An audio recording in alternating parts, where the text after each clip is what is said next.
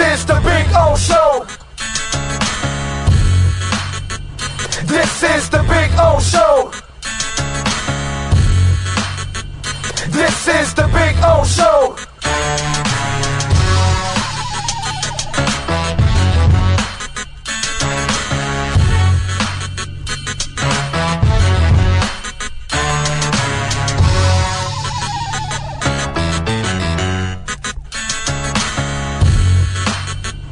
This is the Big O Show.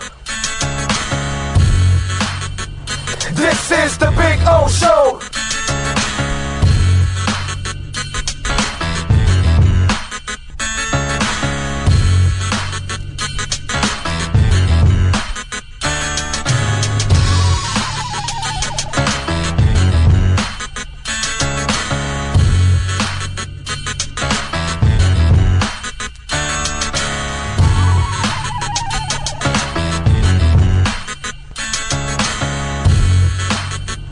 This is the Big O Show. This is the Big O Show. This is the Big O Show.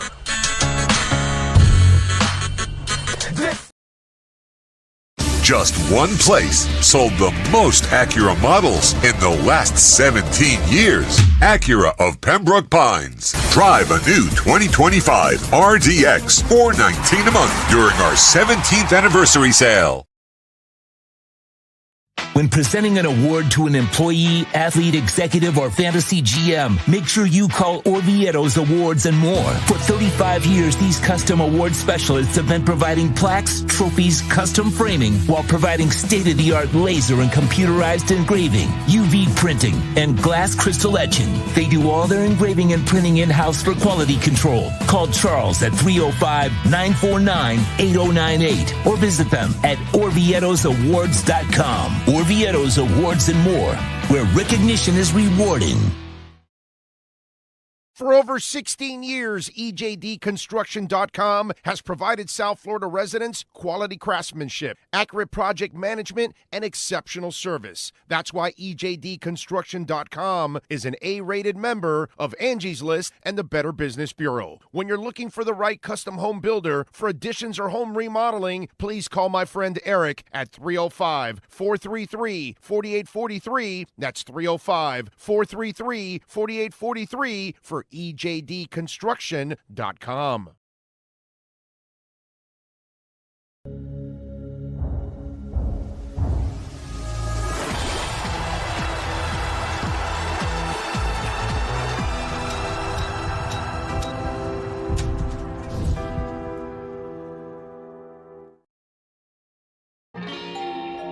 Oh, great. You have a doorbell camera. Now you have a front row seat to your house getting robbed.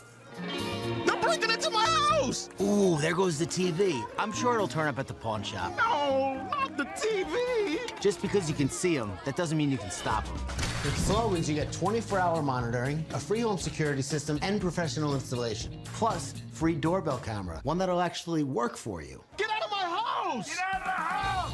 Call 1-800-ALARM-ME.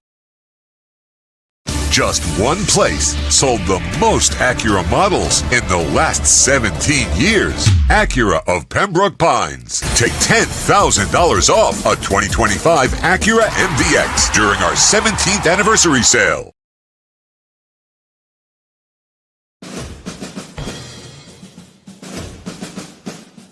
It starts every morning before the sun comes up. Projects are laid out. Plans are made. Equipment is fueled and loaded with inventory to handle all service requests. Orders are given to an army of skilled landscape maintenance professionals, certified arbor trimmers, irrigation technicians, and licensed pest management experts who fan out to communities and businesses all over South Florida. Experienced, on time, and dependable. Our staff is fully trained, licensed, and insured. Contact us by phone, email, social media, or through our website to answer all your landscape questions. We are Cutter's Edge. Total Landscape Solutions. After 40 years, the Big Cheese Miami is still producing great Italian food. They started in 1984. Since then, they've been winning awards while being voted the best inexpensive Italian restaurant in Miami. Visit them for great food, amazing service. Witness the decades of Cane's memories. The walls are like a Miami Hurricanes Hall of Fame. The Big Cheese delivers anything on its menu or party platter menu to your home, office, or even a park for a picnic. Located at 8080 Southwest 67th Avenue, Miami. Call 305-662-6855. TheBigCheeseMiami.com, where they serve large portions at family prices. It's big. It's gigantic. It's the Toyota of Hollywood Super Sale. Over 2,000 Toyotas from just $17,988. Like a Corolla LE, not $24,000, $17,988. Buy with 0% financing, 0 down. Join the fun and get a super deal at Toyota of Hollywood, the #1 volume Toyota dealer on 441 between Hollywood Boulevard and Sheridan Street. Open till midnight. When it comes to your smile, confidence is so important. At Moody S Dental, they provide the services to get your smile back. This family-run practice prides itself by offering the latest technology to give your family the best experience possible. Moody S Dental has been in business for over 30 years with offices in Hialeah and Plantation. They accept most major dental insurances. They provide free new patient exams, 20% off select treatments. To qualify, please follow us on Instagram at moodys.dental. Moody S Dental has been in business for over 30 years. To schedule an appointment in Hialeah, call 305-821-0231 and Plantation 954-692-6825. From Invisaligns, dental implants, same-day crowns, and the preventative care and preservation to get your smile back. Go to moodysdental.com to find out more and tell them Big O sent you.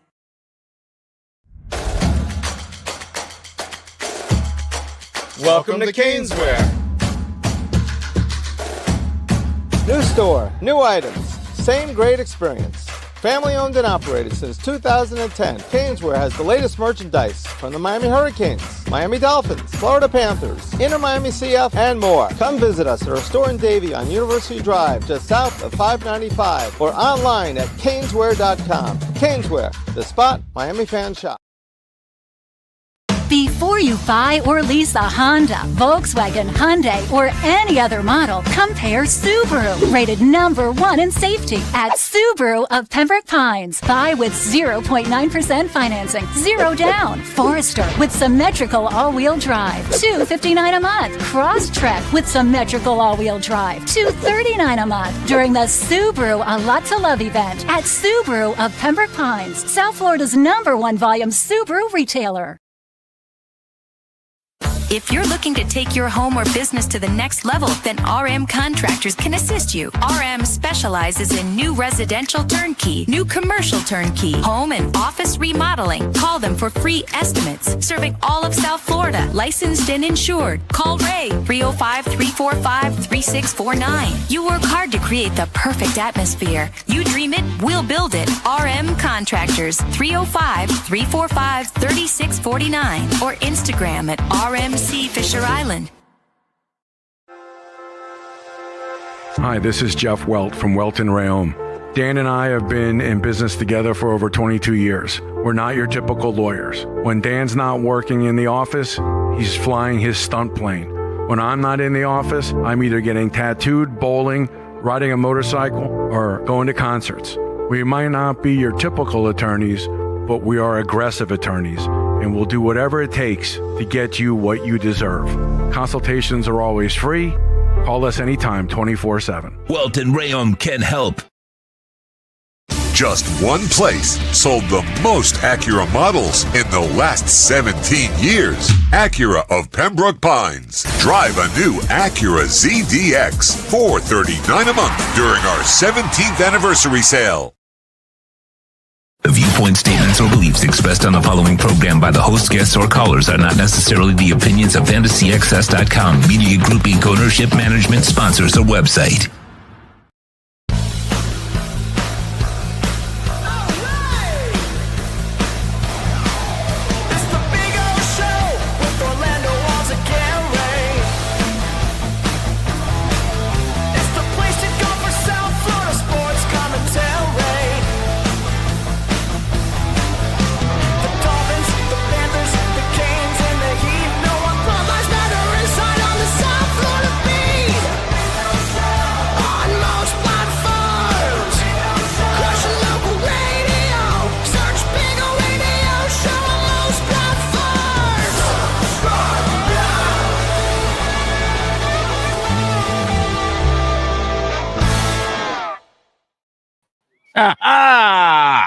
Welcome aboard. Yes, sir.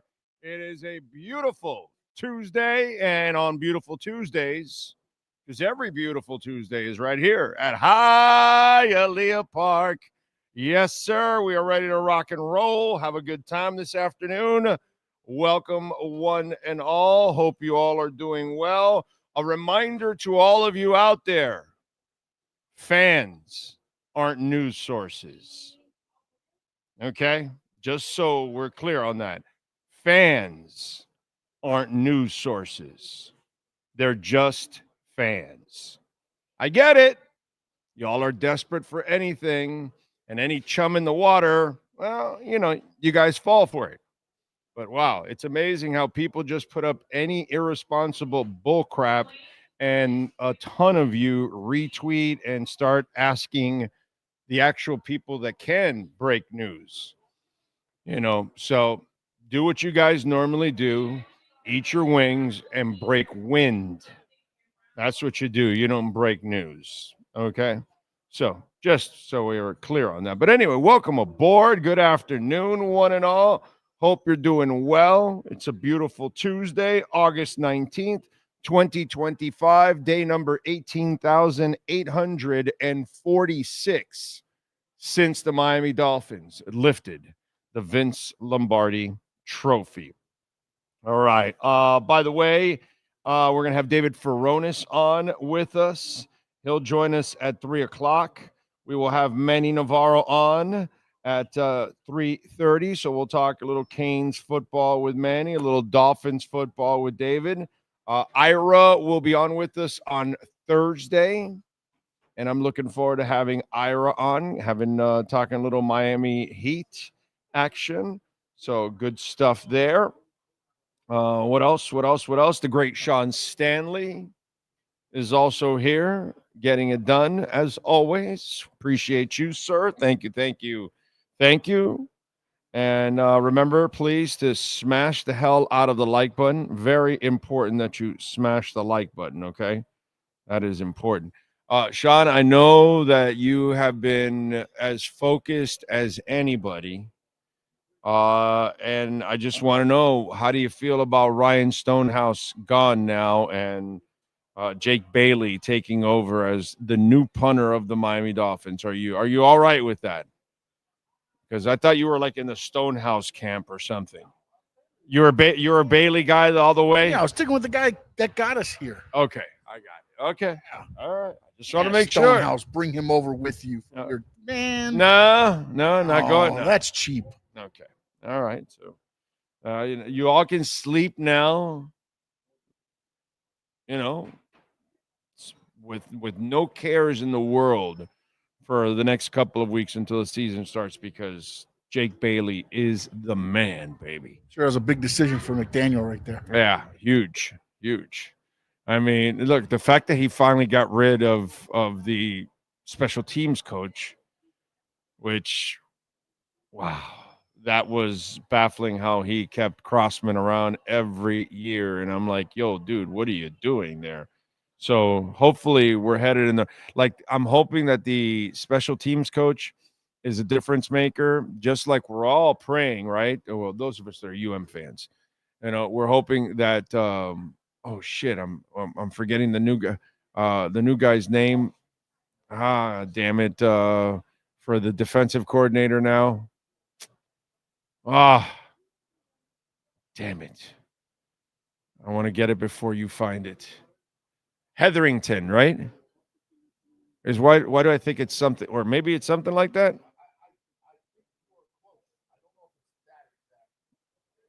Anybody got it out there? Let's see. What's it called? Heatherman. That's it. Yeah, I said Hetherington.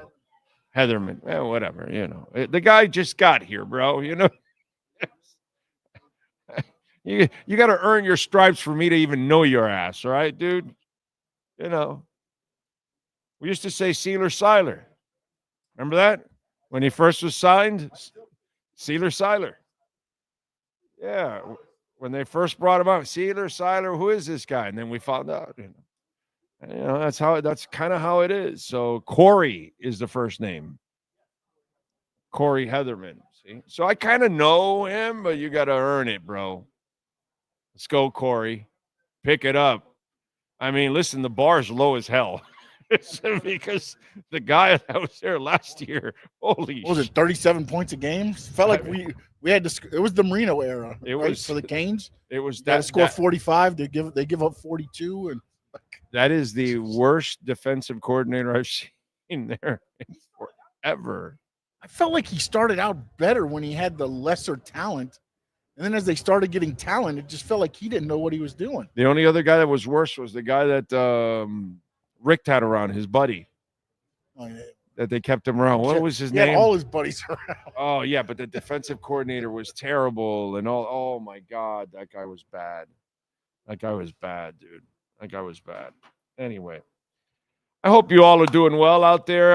Don't forget many ways to support the show. Of course, you can visit our incredible sponsors. Tomorrow, we're going to be at Subaru of Pembroke Pines at 1-6. Huh? No. Manny Diaz was a good defensive coordinator. He wasn't a good head coach. It was the other guy that they kept around. Dude, he was terrible, man. Come on, somebody get it out there. Come on. Give me the Canes defensive coordinator that we used to kill because he was terrible, and they kept him around because he was a friend of Rick, I think. No. Manny Diaz took on after him, or maybe I'm getting it confused with another coach. Oh, it was Al Golden. It was Al Golden's buddy. That's what it was. It was Al Golden's buddy. Whatever. It was Al Golden's buddy, and he would not fire his ass.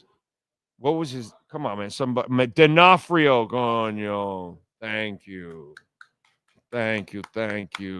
Mark D'Onofrio, bro. Thank you.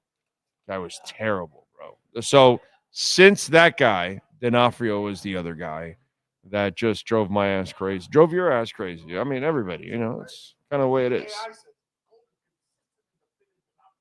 Right, exactly. That's it. D'Onofrio. That's it. That was the guy. It was his buddy. By the way, we will be tomorrow at 16100 Pines Boulevard, just off of I-75 in Pines at Subaru of Pembroke Pines. And remember, you will get $500 off if you mention our name. You can use the QR code, whatever it is. If you're going to buy or lease a vehicle, and they've got a bunch of great deals out there. Go see Eric Stampone, by the way. Alan does an awesome job. He's the general manager. But Eric Stampone, man, he is running the show down there. He's one of the top managers there. Go see him. He will take care of you. Tell him that I sent you at Subaru of Pembroke Pines. All right. #1 volume sales dealership, by the way, here in the Southeast United States. They do great work there. All right. What do we got here on the chat board? Don't forget, smash. We've got over 100 watching, only 35 likes. We need them likes, man. We need them likes. It gets the algorithms going. There you go. We'll be there on Saturday. Fort Lauderdale United taking on Lexington SC. Yes, sir. Looking forward to that. That's going to be a lot of fun, man. Anyway, so we'll have a blast with all of that at Beyond Bank Card Field. I like that. So make sure you support all of our great sponsors here on Le Programme. Dolphin Dave, NorCal is in. TJ Superman, Jeff in Long Island. I'm going to see the Who tonight at the Prudential Center. Nice. And New Jersey tickets are cheaper than New York. Yeah, I remember that when I saw U2, I saw 3 nights in New York in Madison Square Garden and 1 night in Jersey, and the night in Jersey was slightly cheaper too. So I have kind of experienced that myself on a trip up to the Northeast. Robert Higgins is rock solid. Think Blue Dodgers. He's hitting the like button, which we love that, of course. Jay Gelfin in the house on a Taco Tuesday. Thomas Reich. Let's see. Reichert, right? It says watching in Tennessee. Finns fan since 66. Thank you, sir. Tony Stanley, Cosa Nostra, Cody. How does Mike McDonald have a coaching tree? I don't know. You can't have a coaching tree unless you're a successful coach on your own.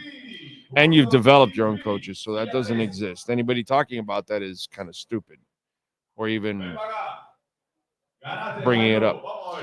One-Eyed Jack, Nyborg.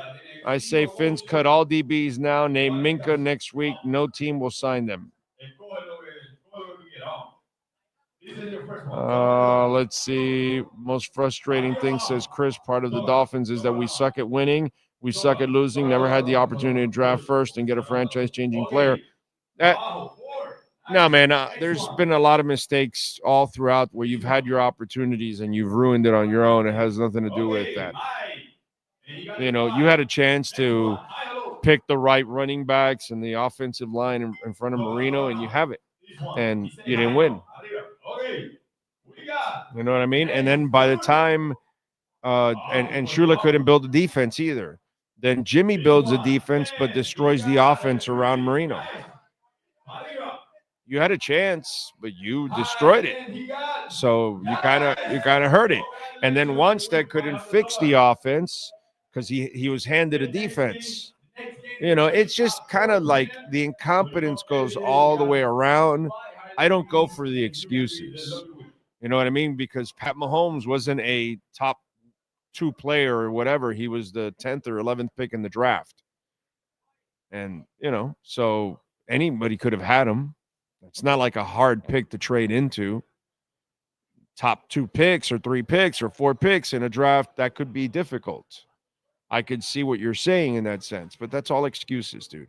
Our team has burned itself over and over and over again, and there's nowhere to point but from within. When you re-sign Joe Philbin and extend him, it's your fault.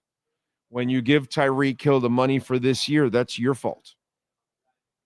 When you hang on to Ryan Tannehill for 7 years and he's not the guy, that's your fault. So, you know, Chris, this whole, we're the victim bullshit doesn't fly here, bro. None of that shit flies. You can draft teams, you can have championships, and you don't need to have the top pick in the draft. So that's a load of horse shit. Okay? That you blame the Dolphins organization from Don Shula till now why they don't get over the hump. It's their own fault. You wanted a better offensive line, you should have hung on to Rob Hunt. It's your fault. Right now, what it looks like, you wanted to hang on to the more durable pass rusher. Well, you let him go, and his name is Van Ginkel. Okay? Even though Van Ginkel, by the way, had a lot of injuries here. He didn't miss a lot of time, but he was nicked up like crazy behind the scenes. And then he had the big foot injury, and they were afraid of, okay, he's 29. What do we do? All that kind of stuff. So that's kind of what that was the crossroad where they said, oh, we don't want to take the chance because we think he's going to have a bunch of injuries. Didn't happen the first year. He had an all, not a Pro Bowl year. He had an all-pro year. Okay? Van Ginkel wasn't a Pro Bowler. He was an all-pro player, which is a whole other level. So, you know, but that's your own fault. Nobody else's. You know what I mean? You can't blame anybody but yourself when you make all these constant mistakes over and over and over again. You got a defense and you can't find the quarterback to put it over the top in the early 2000s, late 90s. Well, early 2000s, because once Marino left, once Jimmy and Marino left, once they had a defense and couldn't find the quarterback. Fiedler was decent, but never good enough to be a franchise type guy and all that kind of stuff. We all know that. Okay. So, you know, this whole, woe is me bullshit, that doesn't fly here, dude. You know, I've watched tons of teams in the last 40 years build themselves up from nothing and become, you know, Super Bowl champions. So I just don't buy any of that.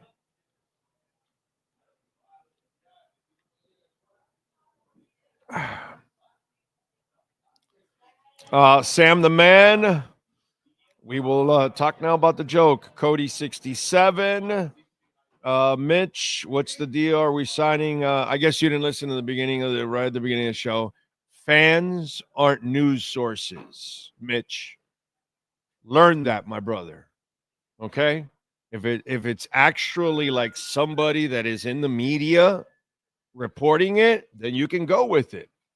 But when it's just a fan, and I got to give him credit because at least he got the needle moving, right? You know, he had to get Barry and Joe Shad and all that to go confirm a stupid story from a fan.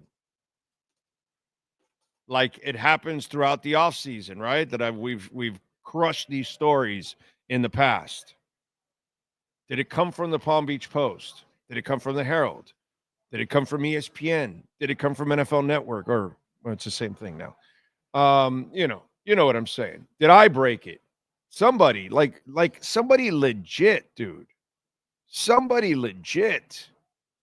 That's like tied to the media, that's actually tied to players and sources and walks into buildings or can walk into buildings and camps and reach out to agents. Fans don't do that. You know, I get it. We're in the age of Facebook, and all you idiots out there, you retweet anything and everything. You repost all your Facebook posts, and you don't even follow up on who's actually posting it. You don't even look at the source. And then you know what's the worst part is? You bother the people that are actually in the business with your stupid ass questions about something that you didn't even bother yourself to do the homework. That's embarrassing. First of all, your job as a fan is to go look at who's reporting this. And who the fuck is this? Oh, some Joe fan? They don't know jack shit. Fans don't break stories. Why? Because one did one like once every 10, 15 years. They got lucky or something. They made a guess. Don't get it. But hey, congratulations to him because at least he got it going, and he got the people that actually really work in the business have to look up a stupid story that's a complete lie. And then you idiots will continue to retweet and repeat anything that person who is not a source over and over again. Congratulations. This is why America is full of stupid people. I hope I'm clear on that. Is that English? Okay. I just want to make sure that was English. Just want to make sure. Michael Castellano, good afternoon to you. No, it's not a false rumor. It's nothing because it came from nothing. It's that you guys made it something.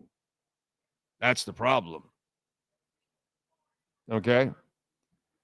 What else do we have? Teams built from the trenches out where the weather gets cold. Yep, exactly. And we've been talking about that forever here on the show. Hey, so who's the starter for the Colts?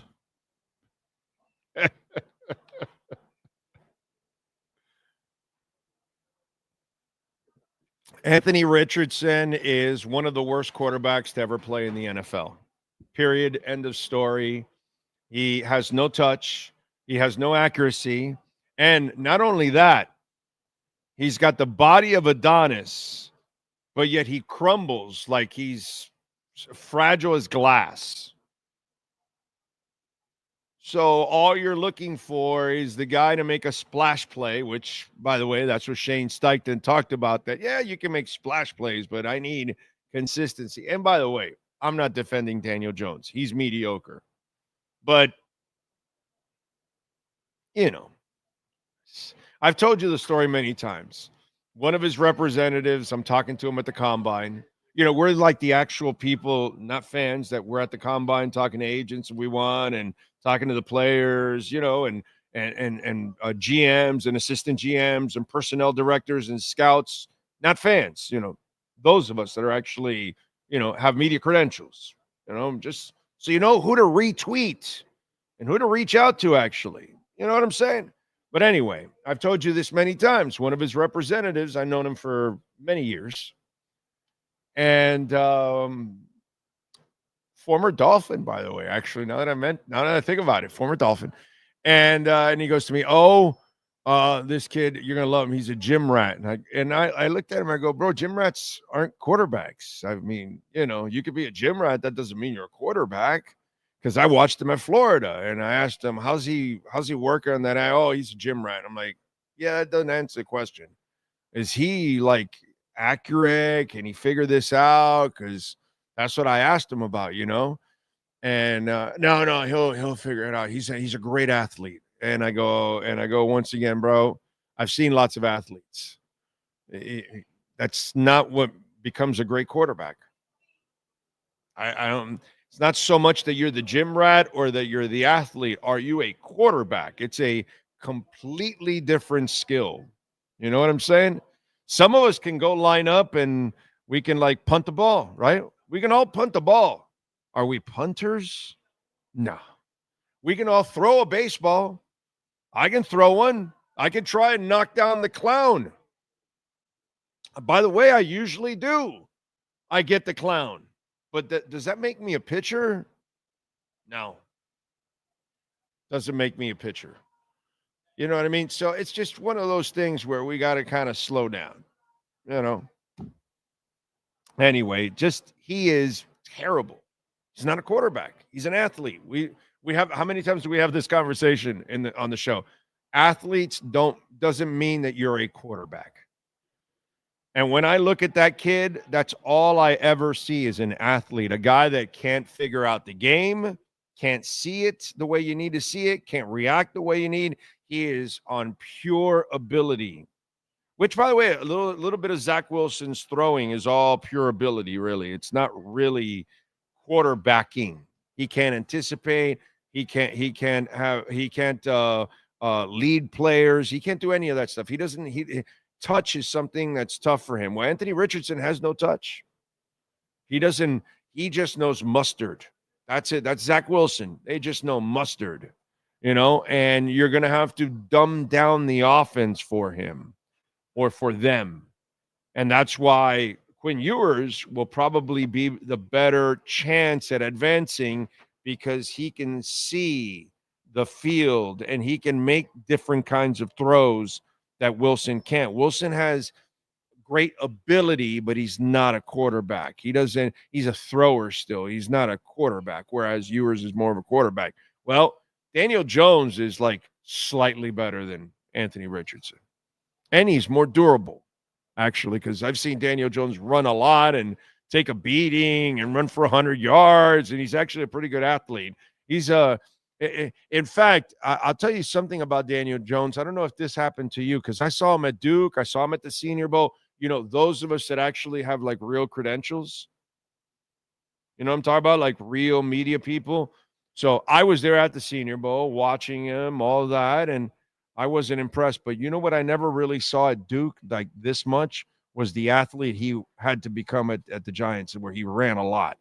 Like he could run. And I was like, whoa, wow. He was a better athlete than I thought. But as a quarterback, he's not good. He's mediocre. But I'd rather go with mediocre than terrible and fragile. And that's who Anthony Richardson is. And they took him super high. And there was a number 1, number 2. What was it? Number 4? Okay, whatever. They took him super high in the draft. And you have to admit, you made a horrible mistake because you took an absolute athlete that doesn't know how to play at all as a quarterback. He's just an athlete throwing the ball out there. And you just got to hope that in the 4th overall, fourth overall, you just got to hope on that day he's lucky that, his athletic skill, he hits a couple of them, and that's it. But outside of that, you're never going to get consistency from guys like that, unfortunately. So I'm not surprised that Daniel Jones is starting. I told you guys this yesterday. The coach practically gave it away that he was going to start Daniel Jones. What else do we have here going on? EJ Barro in. God says, what's up, Big O? Been out of the game from Bitcoin for a couple months. Do you have any advice? keep stacking. I'm not a financial advisor, but this is a beautiful opportunity. It was at 124. I mean, how many times do I do this? How many times do I do this? It gets to a peak, and then there's this drop. You have to understand every time we reach, okay? And let's get to a little crypto real quick here. Every time we reach any of the peaks, it doesn't matter where we're at, people will take profits, okay? BlackRock ETFs are taking profits. People that have been owning Bitcoin for a while will take profits. God bless you, dude. You've held it. You took profits. People are taking profits on Ethereum, and they've only held it for because why? It went up 50% in a month. 50%. So somebody put 10,000, they got 5,000 back, and maybe they're taking because they're short-term investors. So again, Bitcoin is short-term if you got a lot of money, God bless you, man. God bless you. You can put in and make a lot of money in a short term because you can, extend it and make some good cash. But Bitcoin for us stiffs, where you're putting on a couple bucks here or there, it's long term. And all it does is go up from when I was talking about it at 16, and it'll peak at 20, and then it'll come back and peak at 24 and come back and peak at 30 and come back and peak at 40 and come back. And all it does is it just consolidates, and that's what it's doing right now. It's consolidating before we're taking off. So they're going to use the tariffs. They can circumvent Congress now through the tariffs, and they can actually use that money to put into the Bitcoin fund if they want. So we'll see what they do. I don't know. Well, they talked about, they're going to also pay off the debt and this and that. For those of you that don't, of course, most of you don't follow this. The debt is rising this year at a 20% faster rate than last year. They're printing 20% more money this year than they were this time last year. So that's all you need to know. They're going in one direction. Okay. Metaplanet keeps buying. Sailor keeps buying. What's it called? Anthony Scaramouche, will you do the fandango from Skybridge? Just said today that Bitcoin he feels will be at 180 to 200 by the end of the year. I'm just telling you, dude, it's the inevitable. It's the inevitable. And they can find more and more gold. They can find more silver. You cannot find any more Bitcoin. There's the 21 million that will be mined, and it's over. So a supply shock is coming. It's going to be nasty, and we're going to have violent rips. And I've been telling you, I've been warning you and warning you and warning you and warning you. When it happens, then I'm going to go to the next stage that I usually do on this show. What is it? I told you so. And so when we start getting a $10,000 God candle rip in a day easily, and it's going to happen several times, my prediction is 3. So you're going to see, because we're going to get into the whales are still buying. What you're getting, most of the dip here is coming from short-term holders. And those are the people that are short-sighted and still don't understand this and don't understand how our money is being destroyed by both parties, by the way. Just in case you're a newbie, I don't give a crap about either party. I'm a Bitcoiner, okay? I see what both parties are doing to our money. So just in case you're new to this, I don't care about either party. I can't stand either party, just so you'll know. I'm a Bitcoiner, not a Republican, not a Democrat, nothing. What is it? Socialism, communism, whatever, any kind of isms you want, whatever, none of that. I'm a Bitcoiner. So that's my party. Okay. And my party only grows. I don't know about yours, but my party only grows. So it's up to you all out there. Do as you please. I'm not a financial advisor, but I do wish you a lot of luck. I really do. Frustrated Finn said, you throw baseballs at the clown. Why are you doing that to Mike McDaniel? That's good. That's funny. I like that. What else? Also saw yesterday Burrow was playing reckless. Well, yeah. You know what? Also, Boy, that Trey Hendrickson trade. Trey Hendrickson's sitting there going, yeah. But you know what? The cheapness of Mike Brown will historically bury the Bengals. And, oh, by the way, I think I go back to I told you so. Okay. Because I'm old, I've seen this. And I warned you guys when it happened a couple of years ago. I was around and I watched Ken Anderson and a fantastic Bengals team get to the pinnacle and get shut down. And then we never saw that team again, unfortunately. Then a few years later, Boomer Esiason and the Bengals had a fabulous team. Fantastic team, bro. Super talent all over. Eddie Brown and I remember what's the name of that back that had this linebacker Fulcher was a bad mofo. The running back that Brooks, that some bitch could fly. They were super talented. They got to the Super Bowl, got beat by San Fran, then they lost other players, and it was never the same. And then when Joe Burrow made it, I go, this is just reminds. I smell Ken Anderson. I smell Boomer. I smell the one trip, and then that's it. What got you there? Mike Brown will destroy it because he will not commit to actual winning and paying and keeping people together. He didn't keep Ken Anderson's team together. He didn't keep Boomer Esiason's team together, and he's not going to keep, Joe Burrow's team together. Dude, I have lived this. I have seen this over and over again. It is a broken record, okay? Being old sucks in so many ways because your body breaks down and all kinds of other things. But the perspective that you get in life and the fact that whatever happens, whatever goes around, comes around, and you see it over and over in life, dude. It might take 10, 20, 30 years, but you'll see it over and over again. All right, there he is, a man that has also lived it. Did I not describe it perfectly, what's gone on in Bengals history? Spot on. However, I'm going to get to the old thing. I'm not crazy about you calling yourself old, because what does it make me? Okay, so you're a few years older. I'm wiser. I have more wisdom. That's it. I'm more distinguished. Yeah. But you and I know we can't do what we used to do at 30 and 20. Oh, I went out and I took I was a long distance runner. I was like, by the way, the great Steve Calibro, general manager of course, General Mangler here at Highly Apart. Did fairly well, winning this, won lots and lots of things in high school. Oh my God, we were like, champions, right? Then I get to college, I'm like, everybody's a champion. It's like, wait a second.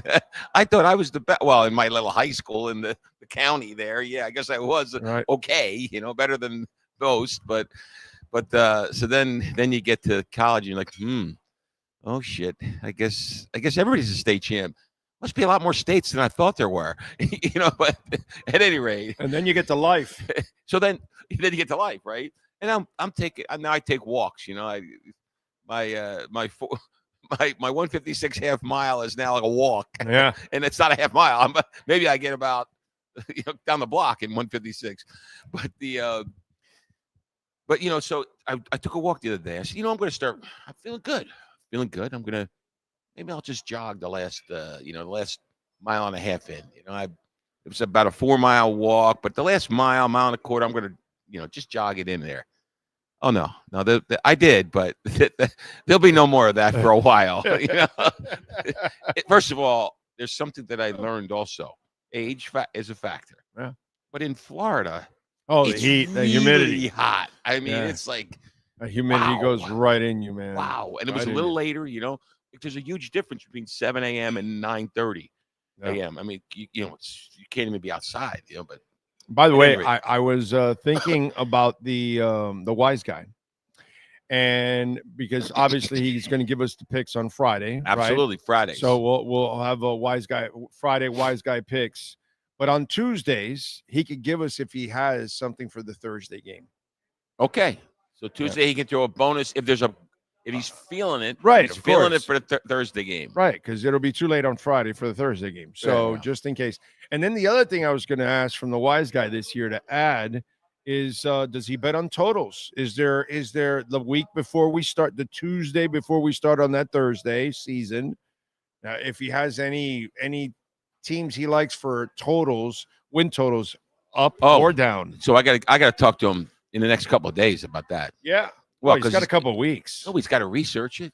Yeah. He doesn't just like pick it out of the sky. You think he hasn't done it already? Well, he's looking, he's a wise guy. Yeah, I know, but he's got a bad, he's not feeling the love. He's dissing Jalen Hurts. I mean, he's the last guy. Oh, I'm not a Jalen Hurts. Yeah, I don't think like, I think Jalen Hurts is a fantastic young man. Like, you want him to marry your daughter because he's like an exceptional dude. I think he's a athlete. I think he's pretty strong athlete. I think he's a mediocre passer. Yeah, I think he's a mediocre quarterback. Yeah, I think he's just here, man. It's same thing I told you about the Bengals that I've noticed. Okay, Howie Roseman. Yeah. Okay, man. And Joe Gibbs are the same dudes. Let me explain. Joe Gibbs goes and wins 3 Super Bowls with 3 quarterbacks that only can buy tickets to go to the Hall of Fame. Yeah. They okay, good quarterbacks. Don't give me 2 of the 3. One was below. Rippon was he was hot for a couple years is what Rippon was. He was hot. He was a big guy too. He's big, he was hot for a couple years because he had a great structure around him in Washington, and he never did anything else. He could run the ball. But Doug Williams was a good quarterback in Tampa and Washington. He was Doug Williams was average. No, he was good. He was good. He wasn't like great or anything, but he was good. He was fine. And Joe Theismann was good. Fine. It wasn't like. Did I tell you Theismann's from New Jersey? Oh, really? I didn't know. I'm from. I don't know if I mentioned. So Howie Roseman, South River. So Joe Gibbs made the quarterback interchangeable. Howie Roseman has made the head coach and the quarterback interchangeable. The head coach. Wow. The wise guy's going to like that because he's not a big Sirianni fan. And what was Peterson? See, I like Peterson. And what was Nick Foles? And what is Jalen Hurts? My point is, if those guys aren't in that structure, yeah, they're not doing what they did. They're not even impressing you anywhere else. No, wait. Hold on. I'm going to just stand up for Doug Peterson for a second, who was below average NFL quarterback, right? I mean, no, yeah, it was below dude. average. His, you know what his pinnacle is, right, of his career? The call. I think the pinnacle is the call for the Philly special. You got to make that as a call. player. No, I mean in his career. I'm talking his total career. Playing and coaching. Disagree with you also. What is it? Bro, he was the starting quarterback for Don Shula's 325th victory. He was in the wrong place at the right time. Right? Well, but okay. Again, he had structure around him that elevated him to help win the. Now, again, Doug Peterson was just a guy, but. That's Shula. He can beat his in with yours in and yours in with his in. Yeah, but what I'm saying about Doug Peterson, I don't care what anybody says. That takes a set of gazungas to call the play that he called. Yeah. With the quarterback that was, playing for, he'd only played 3 or 4 weeks at that point, right? Yeah. That takes a set of big ones. And maybe he's at a point where he was like, hey, who cares? Who really cares? Because, if it doesn't work out, what the heck? I mean, I'm not going to go to the Hall of Fame in my playing careers. I'm probably not going to go in my coaching careers, but I just admire that call. Sure. Because I remember when it was happening, I'm like, I don't know if I could have made the call. No, I get it. There's plenty of guys that are listening. Oh, I could have made that call. Yeah, Don Strock called the spike play. Yes. Yeah. These are like, but that's what these backup quarterback type guys are. That they're like they're like assistant coaches. As much as I don't like Peterson was already transferring to being that kind of.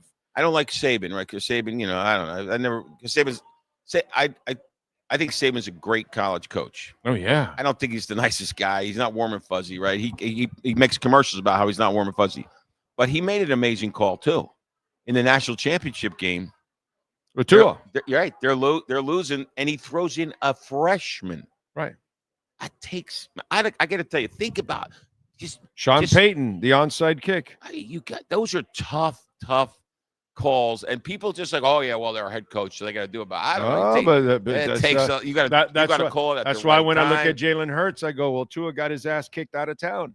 Yeah. You know what I mean? Literally, because run him out of Alabama. Yeah, because there's a media member in town that said, "Oh, Tua needs a perfect team," and that's stupid. That's ridiculous. What Tua needs is actually a competent team around him. Yeah. So he hasn't had a competent team or coach on the sidelines. So if you give him that, just like he had in Alabama, he had a competent coach and a team around him, and he beat out the other guy and sent his ass packing to Oklahoma.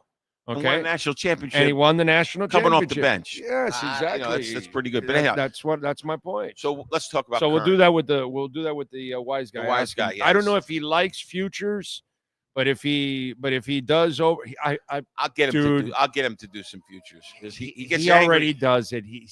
But he cannot be an official wise guy if he doesn't do those things. Oh, he has opinion about who's going to win how many. He's already got a plan. But I don't know if he's. Well, I bet you the second you mention it to him, he's going to mention one or two. I'm going to have to give him a raise right away. I'm going to have to take him out to dinner more than I take him out to dinner already. For those of you that don't tune in every week, Wise Guy had a really good season last year against the number. Last year, a really, really good season. So. I told him the pressure's on. Yeah, pressure's on now. You got to. He got sophomore jinx or something like. You don't want that. No. Now, what about this week? What about this? It's preseason. I get it. Jacksonville. What are you thinking Saturday? Practice. Just a practice on Thursday. That's the important one. I don't even know if they. I don't know if they do the game. They had a light walkthrough today. I don't know. Feronis made a good point that he only plays Tua once every preseason. So Tua might not even play him. Right. Play the first start. And if you think about it, if you want to play Tua, you should play him last week or the week before, and you did. But the last week, week 3, heading into the regular season, you don't want to get. God forbid he gets hurt. You're a bad coach. Yeah, so I don't know. Yeah, some of the offensive line, get them some work and all that, and then maybe let the number 2 kind of settle in because, there's a little debate now about all of that. For me, I like Ewers over Zach Wilson. So do I, but most of the people don't. If you really look at most national sports media, they were writing like he had one one preseason game. Yeah, he stunk it up. Okay, but it was no. He had dropped. Oh, what you mean the one before? Yeah, it was bad, but he also had a bunch of drops in that one. And by the way, in this one this week, he also had 2 drops. I know, which would have made his night even better. And he's playing with the worst of the worst talent. That's why he's going to Wheezy from the Jeffersons. But the national media, he's hitting Wheezy from the Jeffersons. Yeah, but they're saying now. They're saying maybe Arch Manning. This is what the national media is. More than one.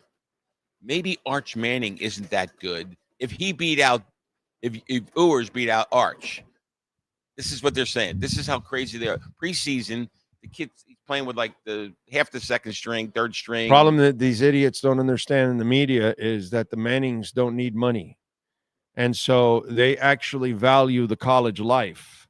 So he doesn't mind. He knew he was going there and he was going to sit the first 2 years and learn. And he was cool with that because he's going to get his 2 years to start and play. And they'll all talk, oh, is he leaving this year? No, he won't leave. He'll stay like Eli. Yep. He'll stay like Peyton. He will enjoy his college life. He's already got money. And he's got more money than the other 2 because at this point in his career, he grew up with money and he got NIL money. Yeah. So he's already making. He got real NIL money. He's making real bank already. So he's going to do exactly what. Again, perspective. I've lived this. I've watched this. Okay, I watched Archie. I've watched Peyton. I've watched Eli, and I know what Arch is going to do because he's going to do exactly what the rest of them have done because they live life differently. They're not about the short. They're about the long-term view. So he's going to enjoy his full college life. He's going to graduate with his degree. He's going to leave as a senior. He's going to get 2 full years here. He's going to run the table. And I bet you, again, idiot analysts, I saw his dad and I saw his 2 sons. I'm going to bank that this kid's going to be just as good as those guys. Yeah, I think you will. You know what I think he mean? will It's be. like, I think he will be. Now, Now the pressure's on a little more than pedigree, most. bro. The pedigree and the pressure was already there for the last 2 guys. Oh, for Eli, right? No, Eli, we all had, those of us that watch Archie, we knew Archie was in a horrible place. the worst New Orleans team that could possibly ever be. And if Archie was on a really good team, he would have actually been looked at completely different as a quarterback. And we all know it, that lived it and watched it. And so it's just one of those things. I put money on any Manning, dude. So I'm gonna switch gears. If I'm watching, I'm watching the national media right now. Maybe I got something in my Google search that's all messed up. I don't know. But all it seems like every third story, and then maybe it's not. Maybe I hope you'll correct me. Every third story is about the Cleveland quarterback situation. Yeah, because it like gets clicks. There's nothing else to talk about. Yeah, it's because it gets clicks. Yeah, and then today it's Daniel Jones. Well, Daniel Jones, yeah, but come on, Daniel Jones, big deal. He gets announced as the fans he beat out a complete stiff. Right, and the fans are going nuts. Stiff. The fans, in 3-4 weeks, they're going to want to kill the guy. He's Yeah, gonna but need a bodyguard going to the game. The other guy's so bad that it's just, that doesn't make Daniel good. No, he's mediocre. The other guy's terrible. This guy's mediocre. So they just settle for mediocre instead of terrible. Because like Daniel Jones is not completely horrible. He can have some moments at least, and he can run the ball. Yeah. And he's actually way more durable than this other guy. Yeah, he's very durable. He is actually very durable when you think about it. He takes a lot of hits, and the other guy, guy cannot take a hit at all. Yeah, so they every time he is big and strong and as perfect as his body is. I thought he was overrated coming out of Florida. So did I. A lot of us did. I mean, like he came, a lot of us he did. came from a losing record, right? That they were like 5-9 or something like that. They weren't good. Yeah. I forgot what it was. Record. I'm pretty sure they didn't have a winning record. And then next, Anthony Richardson's going to be like a lot of us felt that way.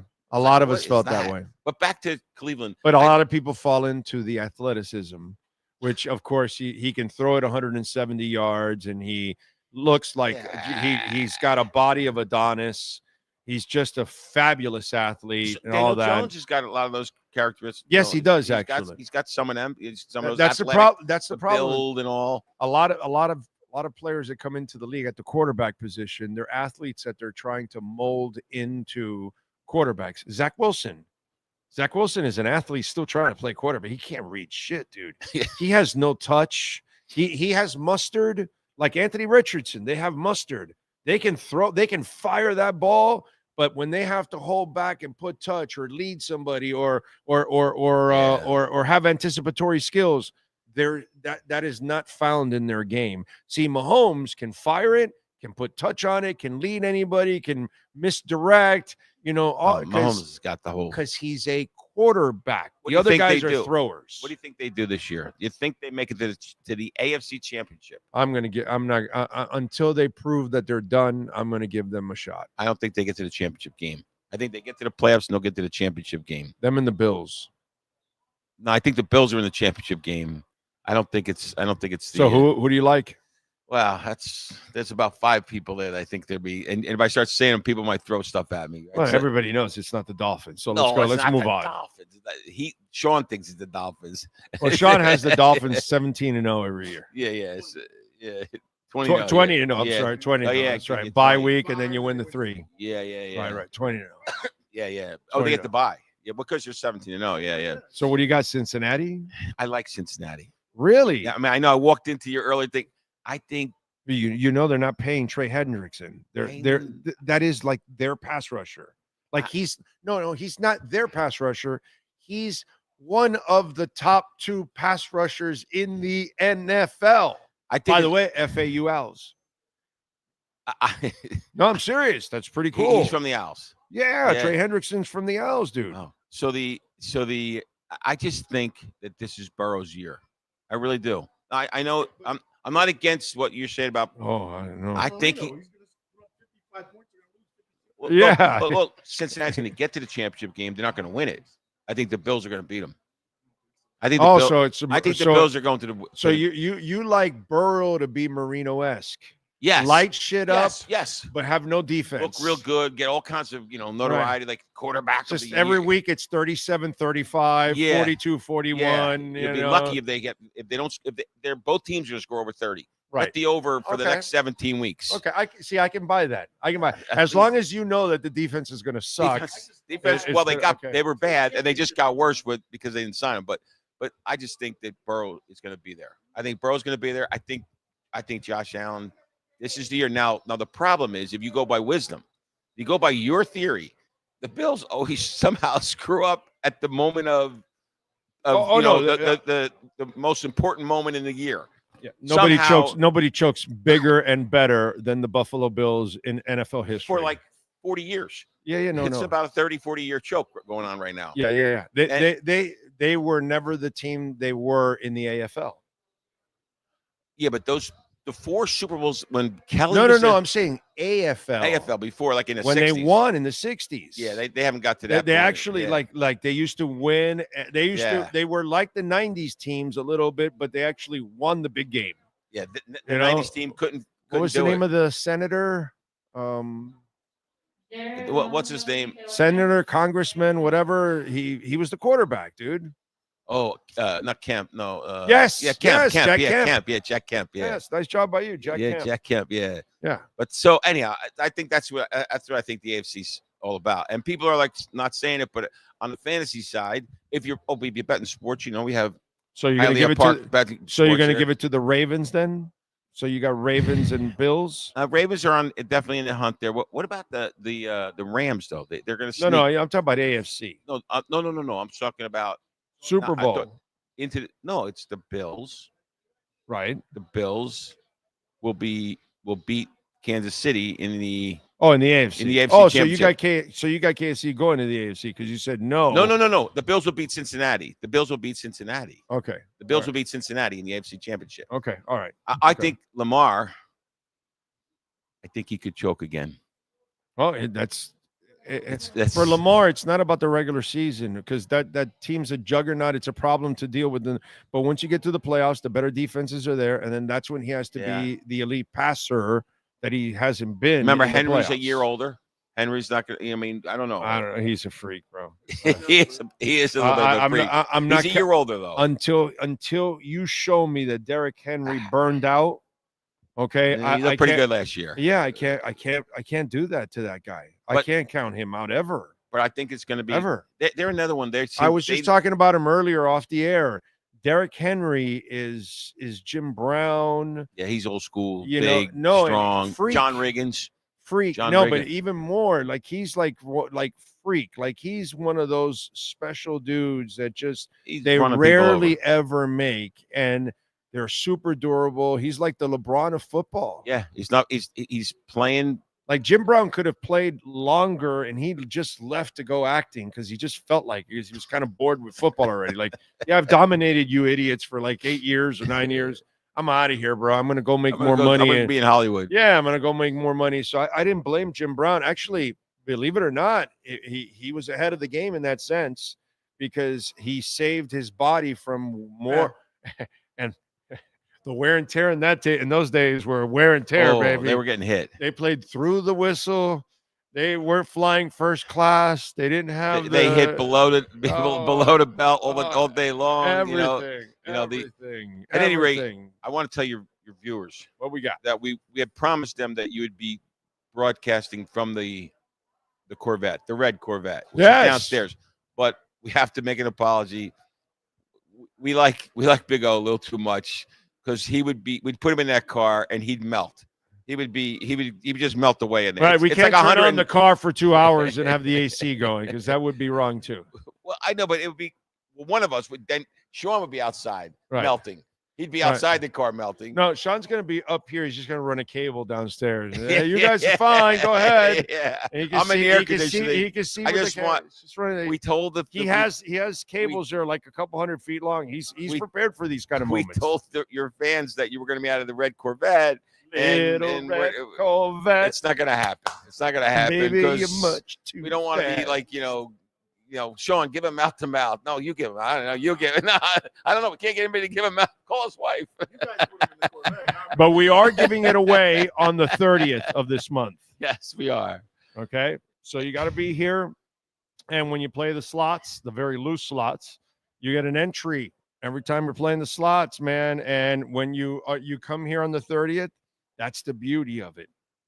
Because a fraction of the people that have played the slots throughout the month are actually here to win the vet. So that increases your odds because you've got to be present. And you got to be here. And you'll see me here. Say hi, by the way, if you see me, because I will be here because I want to win the vet. And listen, one last thing before I talk about the Corvette. We talk about the sports betting. But, you know, I want to tell you, I want to share what I had lunch today. I couldn't control myself. Went down to Vicky Bakery. Oh, yeah, of course. I'm telling you, I want to tell people, I'll shout out. I went again last week when I got off. The Cubana Frita. Oh, really? The Frita is good with the onions. It's like a sausage hamburger. Try it out. Yeah, I know. You know, and then I had to wait. You are talking to a Cuban. I know what a frita is. I'm sorry. For your viewers. I'm sure I was just helping the viewers out. And it's delicious, like unbelievable, nice roll. And then what you do is you get a couple of croquettes while you're waiting for the frita to be cooked. Right. They cook it fresh right there. So I had and they have one of each. I had the traditional jamon, you know, that's good. The cheese, very good too. Yes. I'm Italian, so cheese, I don't know. We eat cheese like for a hobby, and chicken. But I think the jamon is the best. Okay. So you eat that, and so that your viewers can come into the casino. And I just was turned on to something today. They have Bang Bang sauce. Yeah, at Vicky Bakery. The guy called it Bang Bang sauce. Okay. It was good. It was good. All it was like a spicy. I had that at Diddy's house too. Yeah. No, this was not anything I'm to do just with saying. Diddy. I heard there was a lot of Bang Bang sauce there at Diddy's it's called house. Bang Bang sauce. Okay, no, I'm just You go saying. down there, you order Bang Bang sauce with a Cubano frita. Yeah, it's a nice lunch. Okay. It's a beautiful lunch. Bro. Parties at Diddy's house. All right, on that note, some Bang Bang sauce. Hialeah Park, come on out here, baby. Second floor poker room. Be good. Be good. That's what she said. Appreciate you guys out there. Thank you, Steve. As always, you are the best. Thank you. Steve Calibro, General Mangler out here at Hialeah Park Casino. It's a beautiful thing. All right. What else do we have? I got Ravens versus Lions, says Finn Rule. Dolphin Dave, Tampa and Buffalo Super Bowl picks. Tampa wins. Wow. Baker Mayfield. Over twice as many viewers in the chat as likes. Yes, come on, let's go. We're gonna get David Feronis on now.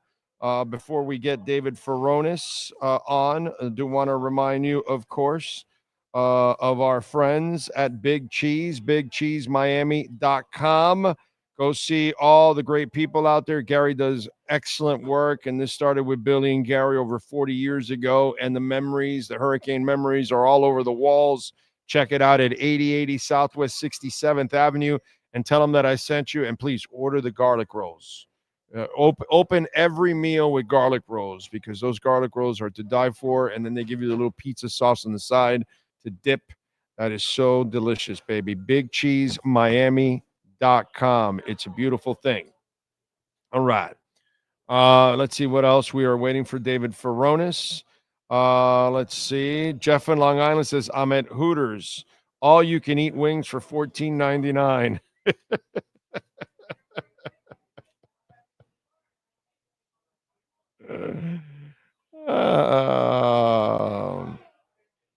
That's funny.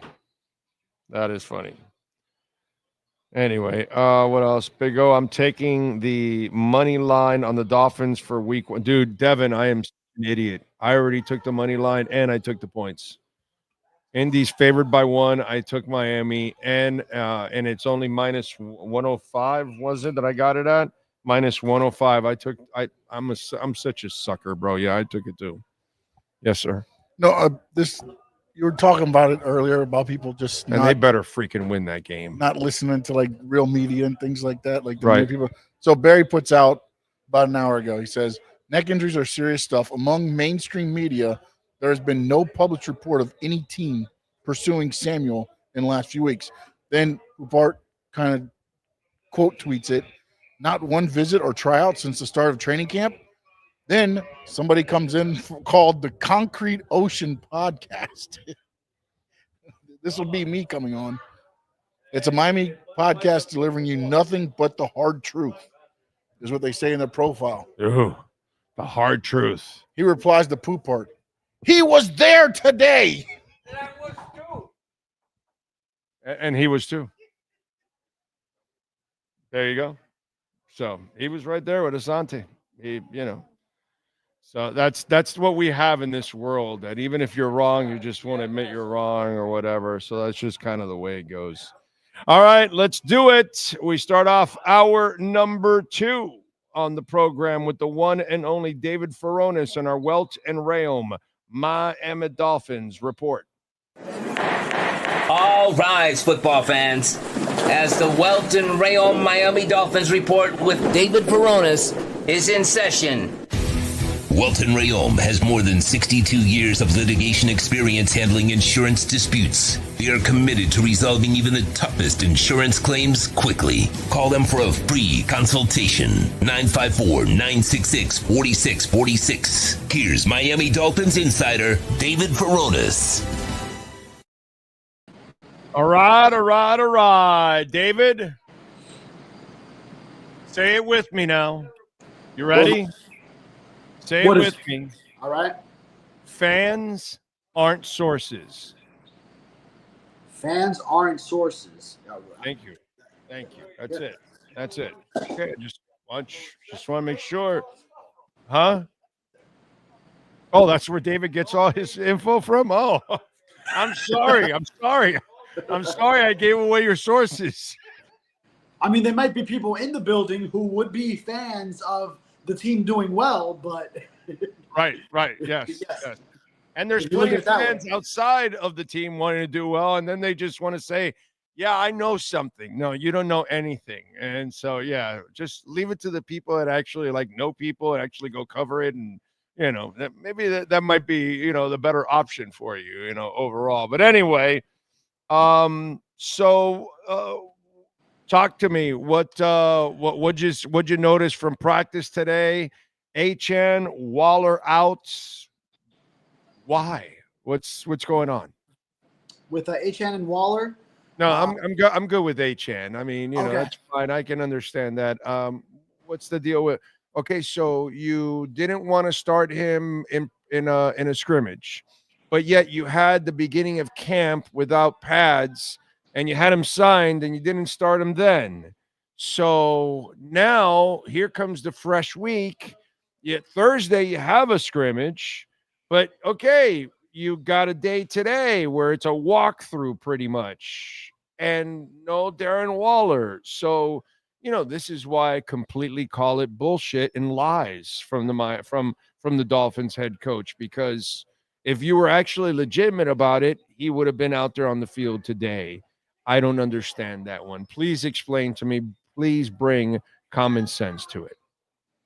Yeah, I don't know how much to read into him not participating in a walkthrough. It's not like that would challenge him physically regardless. So I really don't take much from it being like some kind of testament that he's not even ready to do a walkthrough. I would think, he's done more.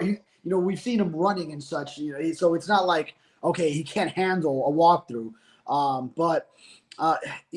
This is a week where, it really starts to get pressing, just if you haven't seen him yet. And Mike McDaniel opened the door now, finally, that this could be a time. But now at this point, okay, you already didn't have him for this Tuesday walkthrough. You're going to have one more session on Wednesday before then you have your joint practice with the Jaguars on Thursday, consistent with what you've previously said about not bringing him back to a joint practice against the Lions or the Bears. Then you wouldn't do it then. So is it tomorrow when he comes back? And if not, I feel like you could still just that Thursday when it's a joint practice with the Jaguars, you have him just do the individual stuff with the Dolphins before you start going against Jaguar defenders.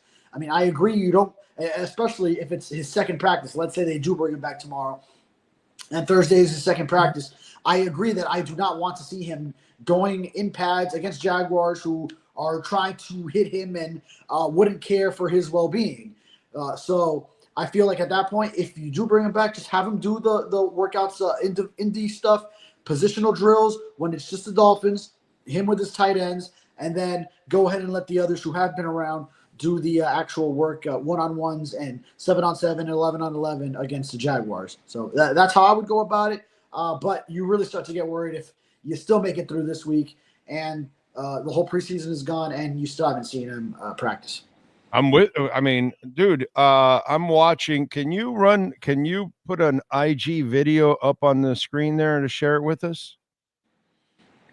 Can you do that, Sean? Look, let me show you. First of all, this is the reel I'm talking about right there on Darren Waller. This is June 11th. Okay. Yeah, just go to Darren Waller's IG. Just put Darren Waller. It'll come up. But it's crazy. I doubt you can see it here. I don't know if you can, but on his IG, this is June 11th. This is June 11th, and this high rocks whatever thing that he's doing. I mean, give me a break, dude.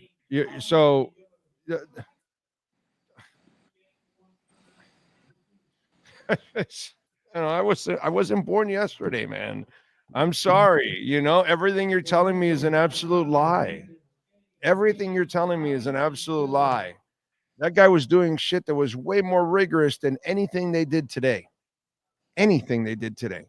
Anything they did in the first week of practice when they were out there just, screwing around without pads. It's really weird. I'd really like to know what the hell is going on. What are they waiting for? You know what I'm saying? Are they trying to make it like a secret weapon or something? Is he practicing behind the scenes like crazy and we just don't know it or something? You know what I'm saying? It's just like, what the hell is going on? I mean, a lot of the stuff that he does is indoors too, when the practice is outdoors. So, you never know behind those closed doors what more he could be doing that he's not showing outside. And then obviously it's you're more constricted as far as just facilities you have open when you're on the road. Chicago, Lake Forest, Illinois, Island Park, Michigan, where the Bears and Lions practice. Those places now you're using another team's facility, so it's not like you have access to the whole building like you would in Miami Gardens. So, that's why maybe those weeks it was just like, all right, now we just set them off to the side. Nothing doing over here, but I mean, you start to worry, and then you really start to think, all right, definitely, if not this week, then just leave them on PUP for the first 4 weeks, which now Drew Rosenhaus has said every single time he's on WSVN, he's going to be ready for the opener. Mike McDaniel saying that this is a week they reassess and go look into it. It still hasn't happened, but it becomes a real possibility to just leave him on PUP, miss the first 4 weeks if now you got to rush him into football preparedness through actual practice when he's already missed all the camp. All right, so everybody has an opinion. Everybody's trying to figure it out. What does David Feronis, Miami Dolphins beat writer, say about the Matthew Judon signing? Why did the Miami Dolphins sign Matthew Judon? What's your opinion? It's a true testament to you can never have enough pass rushers. And I know everyone's pounding the table that we need cornerbacks over here in Miami. The Dolphins need to add corners, and they do. Let's make no mistake about it. But this is also money that the Dolphins, remember, were willing to send to Joey Bosa early in free agency. So back then, they still, same way, they had the big three of Jalen Phillips, Bradley Chubb, and Chop Robinson. In fact, it was right before that, I believe. I'm trying to remember the timeline when Bradley Chubb had his deal restructured. So opening up some more money as far as what you're already paying pass rushers. But it could make for some interesting packages. You already know, listen, two of these guys are coming back from season-ending deals, serious knee injuries. So you don't want a situation where you have another injury scare to one of them, and now you're really short on pass rushers all of a sudden. Depth is welcome up front with the edge rushers. Minka Fitzpatrick said as much today, like, hey, bring as many as you can because we appreciate them back there when guys are getting after the passer up front. It's Melvin Ingram all over again. You don't want to go with all the young guys as much as we may like what we see from McClendon or whatever we see from any of the guys right now. You still have never put them in an in-game situation, regular season for 4 months, and you've got to count on them, and you don't know if you can. And so I totally understand why you would. My opinion is two ways, and I'm going to stick to my guns on this. I've told you that if things don't go well, if somehow or another Mike McDaniel doesn't really get the max out of this, then by the trading deadline, you're going to have an opportunity to trade Tyreek. Well, guess what? You're also going to have an opportunity to trade Chubb because you probably will part ways with Chubb at the end of the year anyways. And you're going to move on with Chop and Phillips, especially if Phillips stays healthy all year. Then you start to, okay, well, now he's kind of overcoming all that. All right, let's go. Let's move forward and all that. So you'll probably move forward with those two guys anyway. So this will be your chance to unload. And if you do unload, well, then will you have a pass rusher there that will be part of the rotation? That could be Matthew Judon for you. And then the other thing is you are bringing Phillips back from an injury. You are bringing Chubb back from an injury. You don't want to overload either guy. That's why you also need Matthew Judon because he is proven what the other guys are not. None of those guys are proven. Cam Good is not proven. None of them are proven. It doesn't matter how much we may like Grayson Murphy. He is not proven. And by the way, he's also coming back from a knee injury and not proven. So I totally understand the Matthew Judon one because it helps you to not overload your two main guys that are coming back from injury. And it also protects you just in case you do trade Chubb in the trading deadline. If you're not making a playoff run or anything like that and you want to move Chubb for whatever pick, now you've got Matthew Judon to be in the rotation with Phillips and Chop. And then one of those young guys that you hope that you're trying to groom or whatever. So for me, that's the way I think Judon helps you now and could possibly help you if you do trade somebody in the trading deadline. Yeah, and think about like how the previous year, the team had hopes of Shaq Barrett being part of that pass rushing group, to add to all these same guys. Granted, Chubb, great call. We never saw him in 2024. Jalen Phillips, he turned out to be ready for the start, injured again, this time with his knee coming off the Achilles. So, yeah, I mean, Mike McDaniel has said this is his favorite position, actually favorite position. He's an offensive-minded coach, has an offensive background, but the edge rusher position defensively is his favorite in all of football. And Anthony Weaver, as a former defensive end, he's going to appreciate pass rushers and having as many as he can. They actually never crossed paths in Baltimore. I was just looking at that as I asked Weaver about Judon today, and Weaver had just gotten there when Judon had moved from Baltimore to New England. But I'm sure he had heard a lot about him in that building from being around the Ravens as well. So, and hey, when you look at those other outside linebackers afterwards.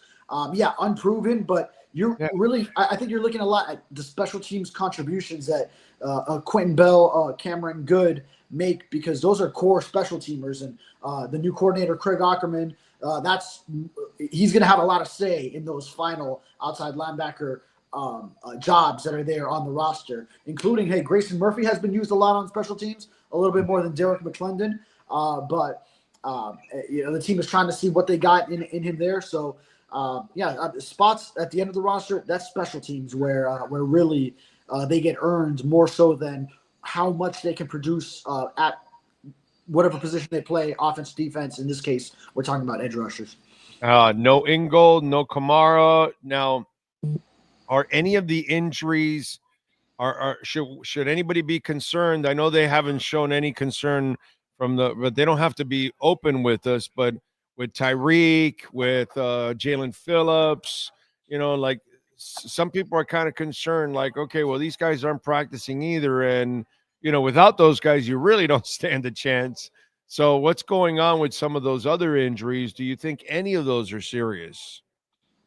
I don't think so, because Mike McDaniel put them in the category of minor injuries that even this is going back to the Bears preseason game when they did play starters, and he said a lot of those were under the category between Tyreek Hill, Jalen Waddle, who then quickly returned to practice, and Jalen Phillips, that they'd possibly play in a regular season game, but not going to go send them out in a preseason game, even if you are sending out your starters out there. Jalen Phillips, I can tell you, I saw him doing some ladder drills on the field at Ford Field before Saturday's exhibition. Did some running. Same as Chubb, who doesn't have currently an injury that we know about, but just the fact that they both got their workouts in. If you compare the two, and Tyreek Hill coming back from the oblique. It seemed like he was close for some of those Detroit joint practices, like that he wanted to go out there, but the team was holding him off. So I would imagine it's not anything that in a couple of weeks' time is going to keep him off the field week 1. You made a good point a couple of weeks ago where you said that McDaniel normally just plays Tua once in the preseason. So he played him once, and he didn't play him this week. And you almost have a hard time believing you're going to play a lot of people in week 3 when you're that much closer to the regular season. Do you stand by that? Do you think we're not going to see Tua and the first teamers this week? Maybe some of the offensive linemen, but like the main dudes, whether it's Tua, Tyreek, Waddle, it looks like they're going to be off again this week. Yeah, I think the only benefit would be is if Tyreek Hill were so good to go that you're just really not worried about him going one drive, because then Tua could get some work with Tyreek Hill and Jalen Waddle in a game-like environment. But I don't know if you'd be willing to send Tyreek Hill if he's dealing with an oblique that's keeping him off the practice field to go send him out a couple weeks before the season. So I wouldn't even think that's even enough of a benefit to go and do that. And Waller's more important. He's already played with Tyreek and Waddle. I'm not worried about that like anybody else is. I'd rather have them, healthy. I'd rather get the offensive line play because obviously, especially that young left side, those guys need as many reps as possible. I'd rather, like this past week, the Icon kid, I guess because Tua's not playing, they don't play him, but I don't see enough from him. I don't see enough from Waller. These are the kind of guys that I think that I would like in game-like situations with Tua. But you're not going to risk Tua, so then you shelve these guys. Waller doesn't even practice as it is. But the Icon kid, I had that one made no sense to me. By the way, why would you even rest Julian Hill? What kind of stupid shit is that, dude? If he's not injured, Julian Hill needs a crap ton of playing time, dude. He still doesn't prove that he can't make mistakes. The guy, that's mostly what he does is make mistakes. There's some things that this guy does that just baffle me sometimes. It was very interesting. Those were some of the noteworthy ones to me who did not play. Was Nick Westbrook-Ikhine, and then also Malik Washington. Now, he got some work with Tua in Chicago, looked good there. You know what you got. I'm all right with Malik. I'm all right with him. Yeah, I'm all right. But NWI is also an established player who he had a boatload of touchdowns last year. So yes. I guess they feel comfortable enough, even though you haven't really maybe seen so many highlights from him throughout training camp. Coaches feel comfortable enough. Julian Hill was one that's a little bit perplexing, but interesting that he's in that category. And Farrell Brown, more of a veteran player at tight end, similar blocking, inline blocker, that he goes out there and plays in the preseason, even though he has so much more game experience under his belt as it relates to comparing him to Julian Hill. And Mike Hilton was another one as well. The defensive coaches, Anthony Weaver, feel very comfortable with what they already know him to be from his time in the league. So as the cornerbacks were playing, as that was really the only position group where starters were going out there, because you kind of need to find out who your starters are by having them compete in a game-like setting. Mike Hilton seems to be golden as that nickel corner now that Kader Kohu is done and was given the day off Saturday in Detroit. All right. The other thing, the tight ends. How do you view the tight ends? Because I don't know what the hell they have. I mean, Julian Hill hasn't shown me that he's turned the corner. Tanner Connor actually hasn't been too bad, to be quite honest, considering he's done nothing. He's actually done something. And then you see no Waller whatsoever. How do you read into the Dolphin tight ends, or can you? Yeah, can you? It's a pretty good question. I mean, I think Julian Hill, we know who he is as far as he's viewed as that blocking tight end, and maybe can add some of the pass catching elements into his game. We've seen it in small spurts, but not too much. So you hope he can build, and I think he's been better about the penalties. We saw it second half of last year, and hasn't reared its head too much since. Farrell Brown, you know him. He's a solid blocker veteran. It's not like he's going to go light it Jag! up. What was that? I'm sorry. Jag.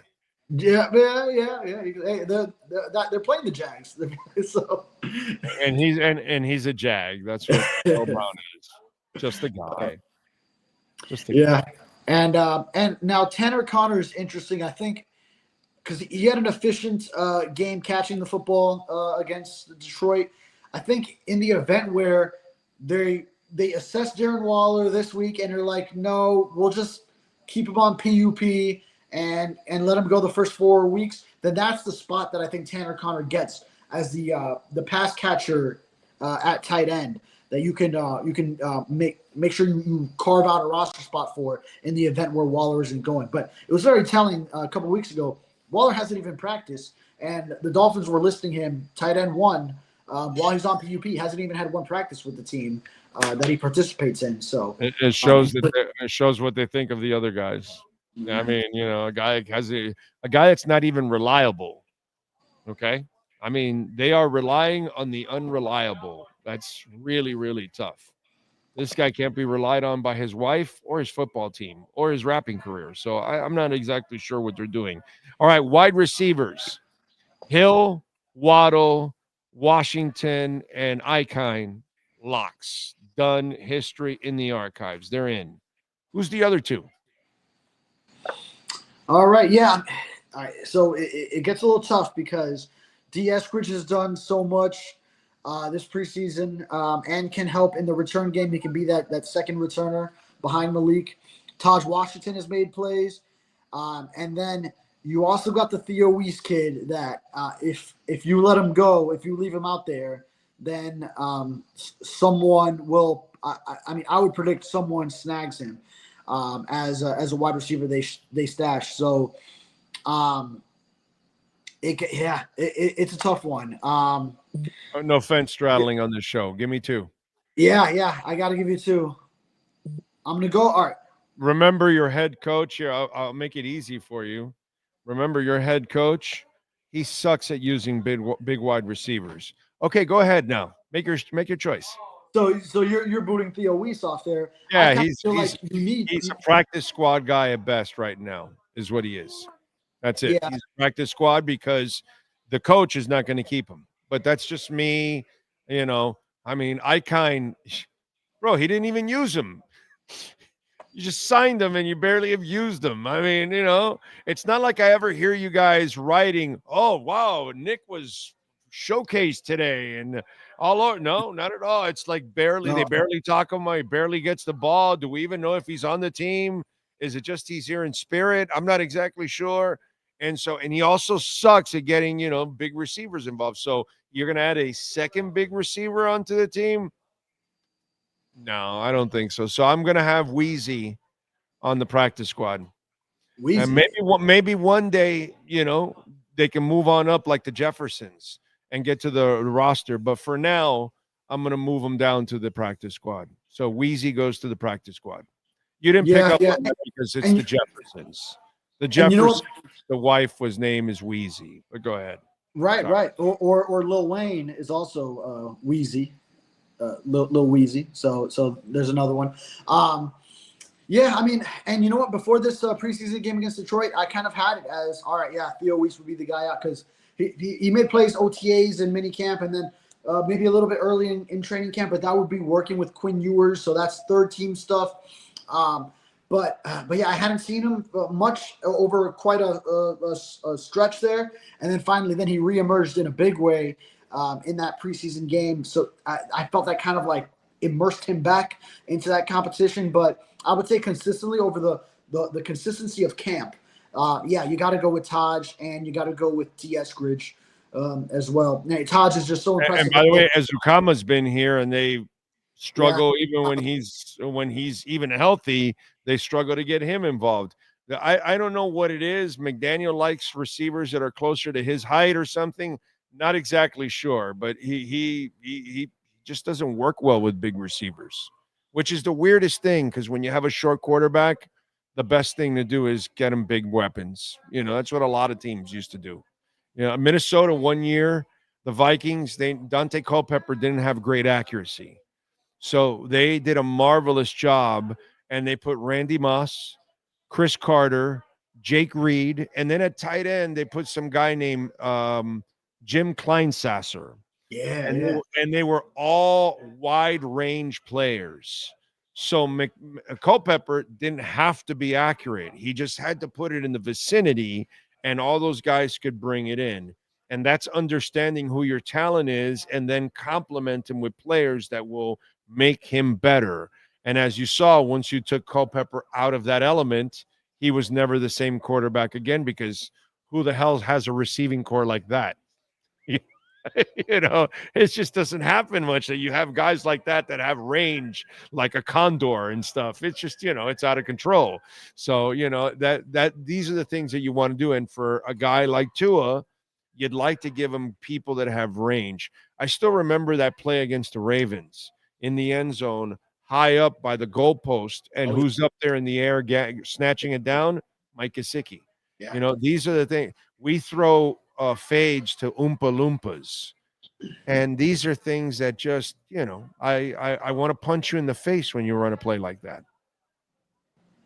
Which is also why this is why Theo Weiss was brought on, is to be a candidate for a role like that. He would be the backup of that role to NWI.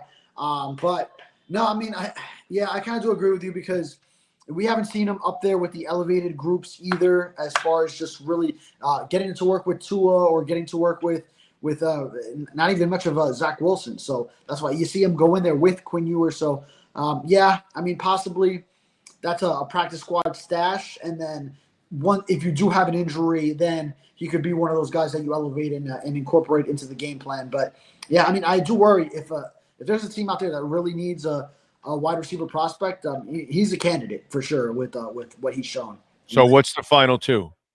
Oh yeah, Taj and D. Eskridge. I'm with you there. That's exactly who I picked also. D. Eskridge and Taj Washington. Yeah. I love what I've seen from Taj Washington, dude. I think he's actually turning into a pretty nice little player there, man. He might be a guy that could really give one of these guys a rest down later on in the year.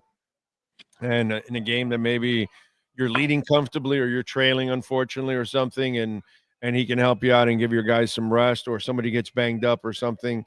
I like what I'm seeing from Taj, man. So that'll be interesting. I just don't think that Theo will be kept, because it's just a history, dude.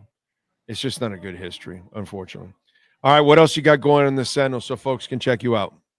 Yeah, I've got stories up at sunsentinel.com on the Dolphins page on Anthony Weaver breaking down the Matthew Judon edition, and some other thoughts from him on the defense.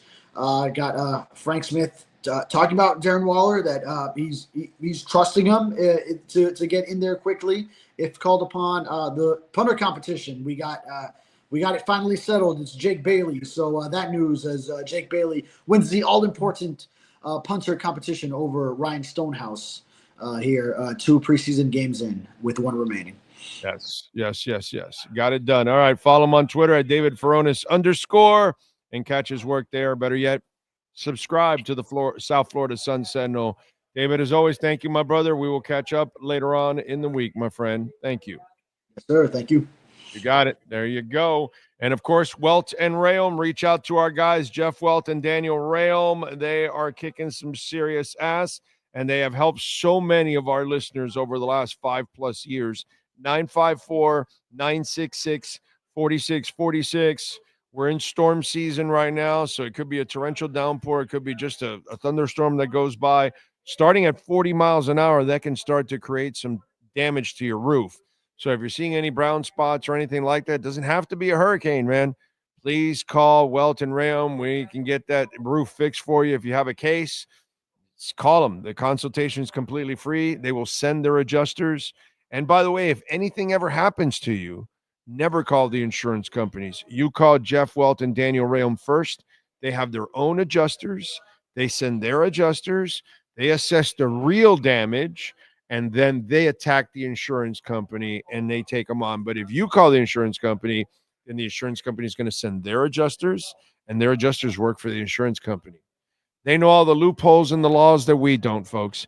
954-966-4646. Let professionals decide your fate. You and I, we are dead in the water taking on those insurance companies. Call Jeff Welt and Daniel Rayom. 954-966-4646. This has been another session of the Welton Rayom Miami Dolphins Report with David Feronis. At Welton Rayom, they don't get paid unless you win. They handle complex personal injury claims caused by the fault of another in both state and federal courts. They handle auto, trucking, motorcycle slip and fall, and bicycle accidents. Call 954-966-4646. Welton Rayom can help. The viewpoint statements or beliefs expressed on the following program by the host, guests, or callers are not necessarily the opinions of FantasyXS.com, Media Group, Inc., ownership, management, sponsors, or website. If you're a Miami sports fan, there's only one store to go to, and that's Canes Wear at Miami Fanwear in Davie. They're your one-stop shop for all your inner Miami CF, Canes, Dolphins, Panthers, and Marlins merchandise. They have hats, t-shirts, game day jerseys, and so much more. Located at 2655 South University Drive in Davie, and open 24/7 online at caneswear.com or innermiamiwear.com. Call them at 954-835-5597. Canes Wear, the spot where inner Miami and all Miami sports fans shop. Time for Canes fans to get what they want. Information, insight, and perspective. It's the Canes Wear Miami Hurricanes Report with Manny Navarro. Exclusively on the Big O Radio Show. Here's Big O and insider Manny Navarro. Right. There he is, the man, the myth, the legend. How are you feeling, baby? You feeling good? Yeah, I'm getting closer to the start of this thing, man. We can start talking about actual results, and versus preseason hype. So I'm looking forward to that. Yeah, I think we all are. There's just like questions. Like I was just talking about how the Dolphins special teams coach has got to kind of improve because Crossman was terrible, and the same thing with the Canes. If that defensive coordinator can just upgrade. I'm not saying go out and shut down people, but if you could just get some stops, dude, this is going to be a fun season. And it's really interesting how one coach can make such a huge difference on the Canes season. Yeah, and really, you think back to last year and what their problem was late in the year when they blew the 21-point lead at Syracuse. It's just miscommunication in the secondary, and that's something Corey Heatherman has been stressing since day one, since he got on campus, is communication. And, they went out into the transfer portal and got probably one of the best communicators in college football. He was over at Jacksonville State, and Zachariah Poyser. The guy just does a really good job of being able to line up guys in the secondary. And when teams run motion, nobody's getting confused anymore. That's not happening as often as it did a year ago. And I think, it's basic stuff like that. You know how coaches always say that cliche, the little things. Well, that was a little thing that turned into a big thing for Miami last year. And I think they've got the right people now in the right places to make sure those breakdowns don't happen. All right. That's huge. Can the quarterback count on the receivers? Because that's the other question mark now. Yeah. Is this group of receivers ready to take that next step?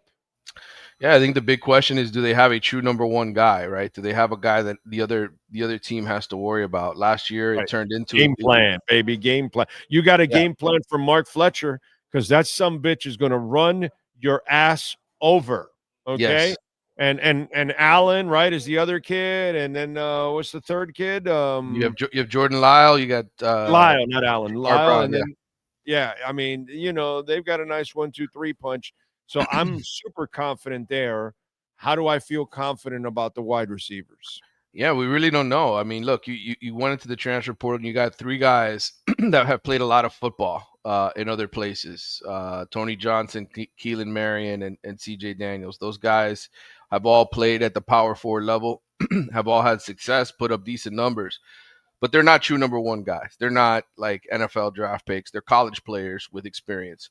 So you're really counting on the JoJo Traders, the Josh Moores, the Malachi Tonys, the elite recruits that you've signed out of high school the last couple of years to turn into guys that are special on game day. Xavier Restrepo and his relationship with Cam Ward was special last year. I don't care what anybody says. Yes, he was undrafted, but the guy got open. He knew how to get open in this offense. He knew how to attack the defense.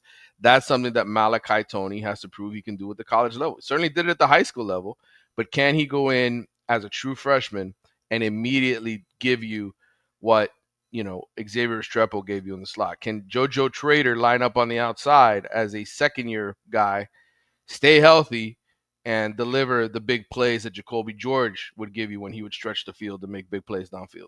So those are all questions we have, but we won't know until after we see Notre Dame. What are you hearing? Are they feeling good about it? I mean, I know the coach is going to always spew positivity, but from other people that are around practice, do they feel like they're that we've been spoiled with a history of dogs at wide receiver, like guys that wanted to make plays. And I don't give a shit if it's Wesley Carroll or Dale Dawkins, or is it Dale Dawkins or Alex Dawkins, or what is Dale it? Dawkins. It was Dale Dawkins, right? I could go to like names that were a little lesser names, and I obviously the Perrimans and the Irvings and the Andre Johnsons, those are the obvious. But even the lesser known names were badasses, because you better game plan for Wesley Carroll or he was going to burn your ass. You know what I'm saying? So who's that guy? Because I don't want another Magic Benton. Yeah, I think it has to be JoJo Trader. This is year 2 for him. He's got to step up into that role and be a difference maker. He's the one that has the talent. He's a top 50 recruit. My question with him has always been, does he have the body to take the hits that he needs to take? And we'll find out whether or not he can take a licking and keep on ticking. I think, look, there's plenty of other guys. Elijah Lofton is a super talented second-year player as well. In that H-back tight end type role. I think ultimately this team, when push comes to shove, if they're going to win an ACC championship and make the playoff, it's because they're significantly better on defense and they're significantly good on the offensive line, and they can push teams around. Because if you look at the schedule, beyond Notre Dame, beyond Florida, and beyond a trip to SMU is not the same team they were a year ago, but it's still a trip to SMU, who won 11 games last year. Right. On paper, there are not many teams that can play with this team, right, in terms of the ACC schedule. So I think, right off the bat, can Miami put the kind of pressure it needs to put on CJ Carr against, a Notre Dame team coming off a trip to the national championship game? Can they consistently communicate well in the secondary and avoid breakdowns? Well, that's it. By the way, that would be the other one that you lead me to. Boundary. We talk about we need the defensive coordinator to come through. You need a group of wide receivers, which is something that hasn't, to come through, and you need a group of corners now, to come through in a big time way. Where are they on the boundary? What are you hearing? Because again, I need some dogs back there, bro. That's what I'm used to seeing back there. They've got them. They've got guys that have played at the power forward level and done well. That was the one area in the portal that they attacked and I thought really addressed some of the issues they had. I think Xavier Lucas is going to be a special player here. He was a guy who was a tremendous talent at Wisconsin. They obviously wanted to keep him. Miami was able to convince him to transfer home from Wisconsin. He's a second-year guy that I think everybody's going to look at and say that's an NFL guy. OJ Frederic, who's back for his second year, proved it last year. He started 9 games for you. He was solid. He was probably your best, most consistent cornerback week in and week out. You've got Ethan O'Connor, who's a guy who started 12 games last season at Washington State. He was probably their best cornerback, led them with 4 interceptions. There's more than enough talent. And if Damari Brown is healthy, I think you've got 4 legitimate guys at cornerback that would be starters for a lot of teams. It's not just 2 guys that happen to be starters. You got 4 guys that could start in a lot of places. So I think this is probably as good cornerback group as they've had in a long time. By the way, remember, you could use our code Big O10. You will get 10% off there at Caneswear. Anything with the Canes logo on it. Dolphins, Heat, Marlins, Panthers, Inter Miami. Go to Caneswear or online, by the way, at caneswear.com. And if you order over $99, you will get free shipping. Is Miami an underrated team this year? Because I know that we've been disappointed constantly for many years, and obviously Mario has come up short himself here the last couple of years, but just everything looks like it's building in the right direction. I actually feel really good. If Corey can come through on the defensive side as a coach, I really think that, this team, not national championship, but can be in the ACC championship game, can maybe even lose 1 game this year, so I look at him as a little bit underrated, but I don't have a ton to stand on. I'm just kind of maybe being a little hopeful. Yeah. You cover it all. What do you think? Are they underrated or overrated or right where they belong? I'm going to say right where they belong. I think they're a playoff bubble team as constructed, and I think a lot of whether or not they make the playoff will come down to how many other teams in the Big Ten and the SEC are also 10-2, because I think ultimately that's probably what Miami's record is going to be, right around 10-2. And then it becomes a matter of, well, what was their schedule strength any good, right? Like, who were the losses to? And I think there's going to be a lot of teams that are 10-2 at the end of this year. Doggy, this is a failed season if you're not in the playoffs, right? I mean, this is with the money you're spending. This has to be a failed season if you're not I'm not asking you to win the national championship. I'm just saying get into that 12-team playoff. That's all I'm saying. I agree. This is year 4. Look at what the guy at Indiana did last year, right? I mean, he came in year one at a place that hasn't won probably ever in football. Ever. Yeah, Indiana, please give me a break. And immediately pushed the right buttons. I think for Miami, again, this comes back to the conference that you're in, right? And I think, college football has become much more of a power 2 than a power 4, even though we still call it the power 4. I think Miami's strongest case would be to go undefeated in ACC play. If you lose to Clemson in the ACC championship game, a top 5, top 10 Clemson team, and you're 10-2 or 10-3 at that point, but you went undefeated in the ACC, then I think you've got a strong case. But that requires the teams you lost to be good too. Like Notre Dame has to go on. If you lose the opener Notre Dame better be 11-1 or 10-2 also. Right. Florida, the same thing. The Gators better be one of the best teams in the SEC. So, well, Miami got a break last year because they played the worst Florida team at the beginning of the year. Yeah. They might have lost to that Florida team in the back half of the year. Absolutely. And there's questions about DJ Lagway's physical condition entering the year. He's been banged up. He didn't start fall camp right away. So he's not a big kid, bro. He's not a big kid. He can spin it, but his body, he doesn't have a lot of armor on that body. Yeah.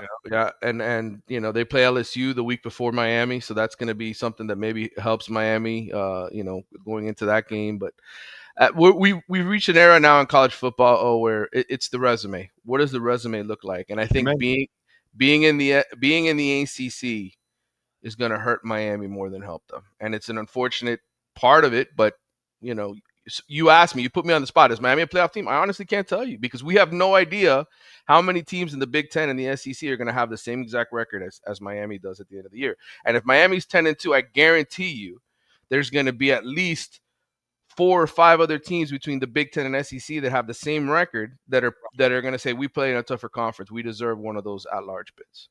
Right. Yeah. I can't argue with that. That's why I'm saying you better go 11-1. Actually, Yeah, 10-2. You better go 11-1 right now because you are in this conference. So you better get it done, dude. That's all I got to say. You better. I just say you can't spend all this money, and you can't make the playoffs. You got to be able to make the playoffs. I'm sorry. And by the way, you're gonna then I got to keep reading your articles about, well, they're doing really good in recruiting, but not really elite because they're not getting the real top guys because they're going here and there and there and there, and it's like, oh shit. So until you add that winning element, dude, they're not going to close the case on those like elite of elite guys. Yeah, they got one. They got one in the tackle. Yeah. So yeah, they've got a couple of guys that I think everybody in the country wants, that they've been able to lure here in the past couple seasons. But you go and you look at the rosters of Ohio State and Georgia and all the team, the amount of blue chip guys compared to Miami's still not crazy. It's not there. I know. It's crazy how we still haven't caught up. All right. Follow him on Twitter at Manny_Navarro. Catch his work there at The Athletic. Manny, as always, my brother, appreciate you immensely. We will catch up on Friday, my friend. Have a fantastic day. Talk soon. Take care. You got it. Don't forget Big O10. Use our code. Get 10% off at caneswear.com. Welcome to Caneswear. New store, new items, same great experience. Family owned and operated since 2010, Caneswear has the latest merchandise from the Miami Hurricanes, Miami Dolphins, Florida Panthers, Inter Miami CF, and more. Come visit us at our store in Davie on University Drive, just south of 595, or online at caneswear.com. Caneswear, the spot Miami fans shop. All right. Let's get to our 3A Graphics sports calendar, the one and only Alan Blanco. You need custom printing and embroidery in an ass-kicking fashion? You call them, baby. Uniforms, hats, shirts, whatever it is you need. Custom printing and embroidery, 786-618-1443. Wednesday night, tomorrow night, Leagues Cup continues. Chase Stadium. It is Inter Miami hosting Tigre.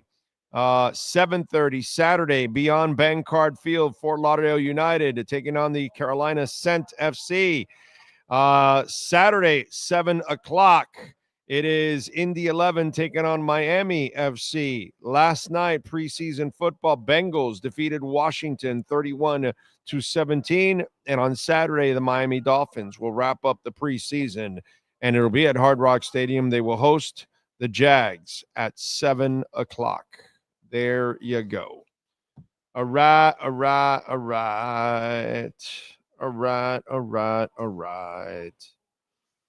Thank you, as always. What else? By the way, Saturday, Sean and I are doing a show as Fort Lauderdale United. Did I say Carolina? No, it's Lexington SC, by the way, that they're taking on Saturday. And Sean and I will be doing a show out there from 5 to 7. So make sure you tune in. So we'll have a sixth show this week on Saturday, and we will be at Fort Lauderdale United at Beyond Bankcard Field at Nova Southeastern University. All right. What else do we have going on in the world of sports? Dolphins. The headline on the show says the joke continues at the Miami Dolphins. And today, the running joke was out there once again. Darren Waller, you tell us that you don't want him practicing for the first time in a scrimmage, and yet he wasn't out there today on a walkthrough. He wasn't out there weeks ago when he was signed and you were starting training camp with no pads whatsoever. And the fact that you tell us or lie to us that Darren Waller, you don't want to start him with scrimmaging, well, then we see Chubb, we see Phillips, we see Myrick, we see other people that are coming from a worse condition. Were you able to do that Instagram thing? Oh, you couldn't? Okay. I think you guys saw it during the Feronis segment. I think you can almost tell. You can see the video. Darren Waller was doing some excruciating stuff as it is before he even got here on June 11th. He signed shortly after that. He's been here. He's been here for weeks now. He's been here for over a month. And he can't even take the field today for a walkthrough?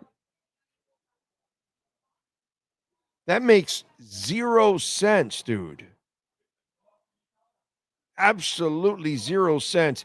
And you really can't after practice, then the whole offense is going to go out and go do a secret practice with Darren Waller or something. That doesn't happen. That's not going to happen. So you just wonder, what is the real story? Because this is a joke. At least be honest with your season ticket holders. Be honest with your fans. Be honest, period.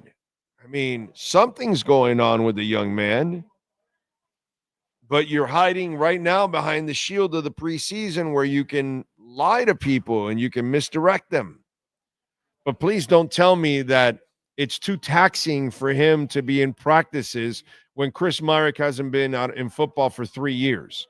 When Bradley Chubb is way more important than Darren Waller will ever be, and the guy was out of football the entire year and coming back from a brutal injury, and he's out there. And Phillips was coming back from yet another injury, and he was out there and got injured. So I'm not exactly sure. There are endless examples of players that were in much worse condition than Darren Waller. And you could go to his IG page and go look at his post on June 11th with that, whatever that workout thing is called. I always keep forgetting it because I've never heard of it in my life. But it's one of those strenuous type workouts and all that. What's the bullshit? What's the lies? Because that's what you're doing, Mike McDaniel. You're just lying. Are you embarrassed because you wanted this guy and now, he's leaving you hanging out to dry or something? Is he having some kind of psychological issue or something that he doesn't want to take the field? Or but what's the deal? I don't know. I don't understand this one. But it's become a complete joke, dude. And he's unreliable in everything in life. And now you're selling it to the fan base to rely on him for week one. And your quarterback and your offense has to rely on unreliable receivers in Julian Hill and Tanner Connor, and then another guy who's completely unreliable in Darren Waller. But because he did something 5 to 7 years ago, we're holding out hope that maybe he can do it again. And he's 33, 32 or something? 32? He's going to 33. I mean, come on, dude. Like, is that normal in this league? No, it's not. The only guy that was like old and continued to play was Antonio Gates. And that's only because he never stopped playing. He never gave up on anything. He was a Hall of Famer 10 years before he retired. Which is kind of ridiculous. But yeah, it's kind of that's who that guy was. But that's not who this guy is. Just an absolute joke. I got to tell you. We're gonna talk to Ira on Thursday, and I'm gonna ask him this, but I'm gonna ask you guys this as Heat fans out there. I gotta ask you this for real. Be honest with me out here. Okay, we got 133 watching. Please smash the hell out of the like button. You guys can probably get us to 150 easily. Just quickly on the Heat, just real quick here. I wanted to get this out, get off my chest real quick. What direction are they going in? Now Haywood Highsmith trading him, unless he turns into a star, this is a nothing trade.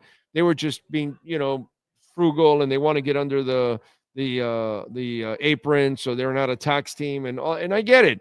Haywood Highsmith isn't worth being a tax team. This team isn't worth being a tax team. So I kind of get it. Unless Haywood Highsmith turns into a star, then that will be bad on the team. So I understand in general what that move makes. Okay. But overall, what are you doing? If you weren't willing to trade everybody for draft picks so you can gather picks, and now you're ready to make a trade for a young player or something, or you weren't willing to tear it all down and trade everybody for picks, be bad, and be a lottery team, and then try to try to gain like a really high pick, be bad. One way or another, try to do the only ways you can. Now, where you're at now, how do you get to greatness from here? If you have no picks, if you're going to be a middling team, you have no stars on the team to carry you, no franchise players, how are you supposed to be great again? I'm just wondering. Anybody want to fill me in on that one? Because I'm really wondering what direction the Heat are going in. And more, it reminds me of the Miami Dolphins, how they're stuck in the middle and they don't really bottom out. And I get it. The Harrisons are afraid to bottom out because they don't want to be irrelevant, because then that'll be a lot less money coming in, and they'd rather keep themselves somewhat relevant, keep you with some little hope when there really isn't. But hey, you can play the what if game. If this happens, if that happens, if SPO happens, whatever. Give me a break. This team's going nowhere. This franchise is going nowhere for several years. I just want to know what direction, because the way I see it, things are only going to get worse for the Miami Heat. I'm just throwing it out there. All right. What do we have here? Don't forget, folks, you can make a donation to the show, Cash App or Venmo at Cash Big O Show. That is Cash Big O Show, Cash App or Venmo. And you can make a Bitcoin or Ethereum donation, which we always love that. And on Venmo, thank you, sir. Peter German, he says, nothing this team does makes sense. He's talking about the Dolphins. We desperately need corners and O-line depth. I know it's preseason, but have you honestly seen any commitment to the run, adjustments in play calling? This is a mess waiting to happen. Peter, that's why I had a rant yesterday or the day before, whatever the hell it was, that it's going to take a really special coach to lift this team. And we don't have one. And there's holes no depth on the offensive line. There's no secondary whatsoever. So, yeah, they're going to have problems. And they don't have a good enough coach to figure all this out. So, for me, it's like they're not going to tell you they're tanking. They're not going to tell you they're trying to transition, because they're really not trying to tank, but they are kind of molding the team in a way that makes it really hard for a mediocre coach like this, who has underachieved every year, to maximize what he has now when it has clear holes. And you see it and I see it. And we all see the desperate help that they need in certain areas, and they went and got another pass rusher, which is not really what they need, but they do kind of need it. But at this moment, is that the top priority? No, it's corner. It's depth on the offensive line. I get it. But I've told you over and over again, does this look like the offseason where they have shown urgency about winning? No, it's not. And it continues to go in that direction. This is not a place where they're showing, oh my God, incredible urgency that we've got to get this over. No, they're not. They're like kind of getting by. They're resetting the team. They did through talent, through young talent and all that, kind of layer it in there so it can help for the future. But you can't put all these young kids in a position where they've got to come through to make you what you haven't been, a playoff winning team. Come on. Let's be honest. I love the Dolphins. I'll be rooting for them. But they're not going to go deep anywhere. They're not even going to get to the playoffs. Not this team. It's really hard. It's really hard to expect the offensive line to stay healthy. It's really hard to expect the pass rushers to stay healthy. It's really hard to expect the secondary to be impactful. You know what I mean? And if there's any injuries to the offensive line, it is catastrophic. And if you can't dominate by running the ball, since they haven't been able to do it for years, it's catastrophic. There's a lot of problems, Peter. And this is not anything that surprises me whatsoever. And thank you for the Venmo, sir. I appreciate your amazing support over the years. Cash App or Venmo at Cash Big O Show. That is Cash Big O Show, Cash App or Venmo, and you can make a Bitcoin or Ethereum donation, which we always love that. I think we're going to find out that Waller's absence is due to some sort of substance or mental issue. Nothing else makes sense. I don't know what the hell is going on, but all I know is you're lying and you're full of shit, and I'm tired of you lying to me. Okay? Because everything you're telling me about, oh, well, we don't want to play with it, makes zero sense when we're watching so many other players come back from worse conditions. So it's pure lies. I'd rather you just tell me what's going. Hey, listen, Darren's having an issue here, transition, and we're helping him, and and whatever. But a lie that makes no sense. Would you support trading for Shedeur as a backup? I wanted Shedeur as a draft pick. Why would I trade for him now? You know what I'm saying?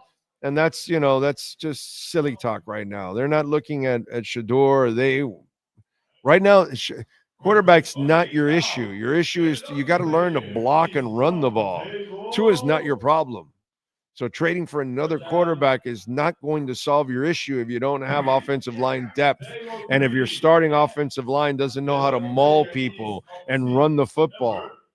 Your priorities are all screwed up, dude. Don't worry about Shedeur. That's the least of Miami's concerns if they actually got an offensive line and a running game. What else do we have? Waller wasn't sitting home on the couch unwanted by any other team for no reason. You don't need to be Nostradamus to figure that out. Exactly. Nobody wanted his ass. Right. McMoran explaining the Waller situation. Well, he drives me freaking crazy. Arnaldo says. Okay, we're ready. Oh man, yeah, you can't. That's Jeff. You are correct. How do you get in football shape without practicing football? You don't. You don't at all.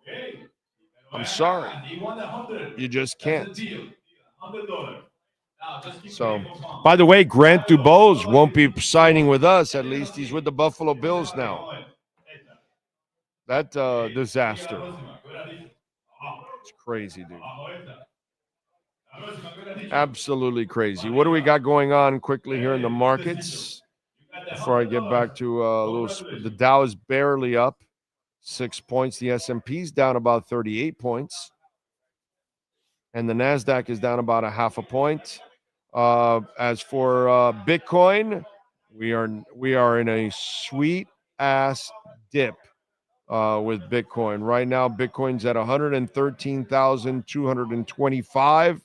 You can't beat that. That's beautiful. And of course, it affects the altcoins, which could open up an opportunity for some of you out there. Again, not a financial advisor by any stretch.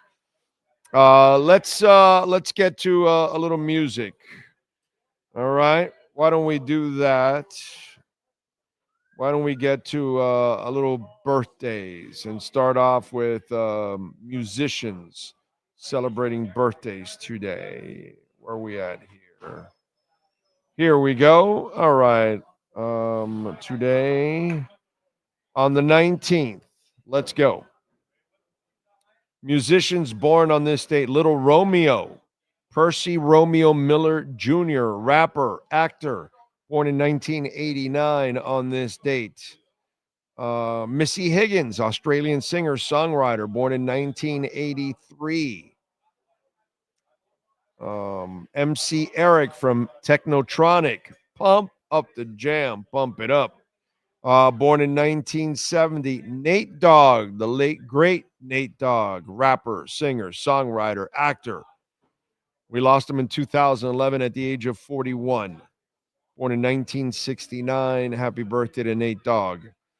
Let's see. John Deacon, bassist for Queen, born in 1951. Ian Gillan from Deep Purple. Also, he had a stint with Black Sabbath, too, born in 1945. And I got to tell you, the album, what is it, Live Evil or whatever with him, it's like an underrated album. Ian Gillan actually, I actually saw the short history with Ian. I saw him live, and it was at the Sunrise Musical Theater. Ian Gillan with Black Sabbath. It was a hell of a concert, actually. Let's see who else celebrating a birthday today. Johnny Nash. I can see clearly now the rain is gone. Born in 1940 on this date. He passed away in 2020 at the age of 80. Natural causes. He got to 80, man. That is pretty damn good. Ginger Baker, one of the greatest drummers in rock history with Cream, born in 1939. We lost him at the age of 80 also. Impressive getting to that point. All right, let's go with other famous people celebrating birthdays. Remember, if I don't give you the age, that means they have passed away. All right. Aviator Orville Wright, born in 1871. Fashion designer Coco Chanel, born in 1883. Publisher Malcolm Forbes, born in 1990. TV creator Gene Roddenberry, born in 1921. That's a hell of a list already, dude. Just born on this date. That list right there can end right there, and that's it, bro. That is some huge people that were born on this date. Besides the musicians I just talked about. Actor Jill St. John, born in 1940. She's around with us. She's 85. Actor Fred Thompson and Senator, born in 1942. He was in so many movies. Bill Clinton was born on this date. I did not have sex with her. Born in 1946. He's 79. Let's see who else. Actor Jim Carter, born in 48. He is 77 years old. Who else? Actor Peter Gallagher, some of the thickest eyebrows in the nation, born in 1955. He is 70 today. And I got to tell you, his Peter Gallagher, he was in what's that show? The OC for many years.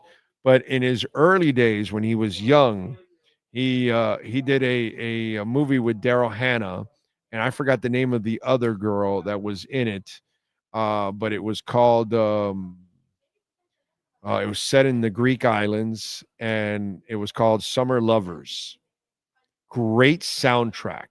One of the best soundtracks for a movie. Okay, easily top 20. Easily. It won't ever be talked about as a top 10 because everybody will talk about the obvious, Saturday Night Fever and, stuff like that everybody, Purple Rain, and everybody will talk about that. But that movie, Summer Lovers, if you go look at the soundtrack, it is a phenomenal soundtrack. It's right up there with some of the, Big Chill is another great soundtrack, like that. This one is one of them. And it's a pretty cool movie because it's him and the trifecta where, a lot of men want to achieve. That's all I can tell you. John Stamos, born in 63. He is 62 today. Kira Sidwick, born in 65. She's 60. Kevin Dillon, born in 65. He's 60. Let's see who else. Matthew Perry, the late Matthew Perry, born in 1969 on this date. Fat Joe, born in 70. He's 55. Regina Cassane from Arcade Fire. She's born in 76. She's 49. Erica Christensen, actress. She's born in 82. She's 43 today. Musician Christina Perry, born in 86. She's 39. And Sean Stanley, do you have wrestlers born on this date, sir? Yes, we do.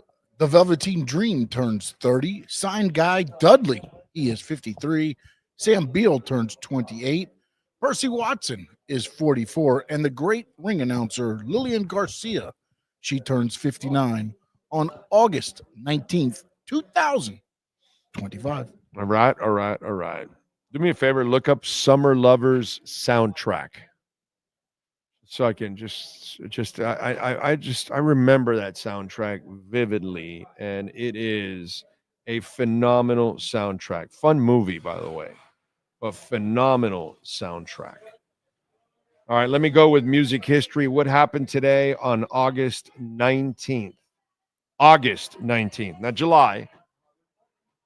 Soundtrack for the movie Summer Lovers. You got it? Let me see it. Since it's Peter Gallagher's birthday and he was in the movie Summer Lovers, I might as well, since I remember. All right. Summer Lovers by Danny Cimbello, which wasn't really a popular song. Take Me Down to the Ocean, Elton John. Your Love from Lime. Just Can't Get Enough from Depeche Mode. If Love Takes You Away, Stephen Bishop. Sexy Dancer, Prince. Sexuality, Prince.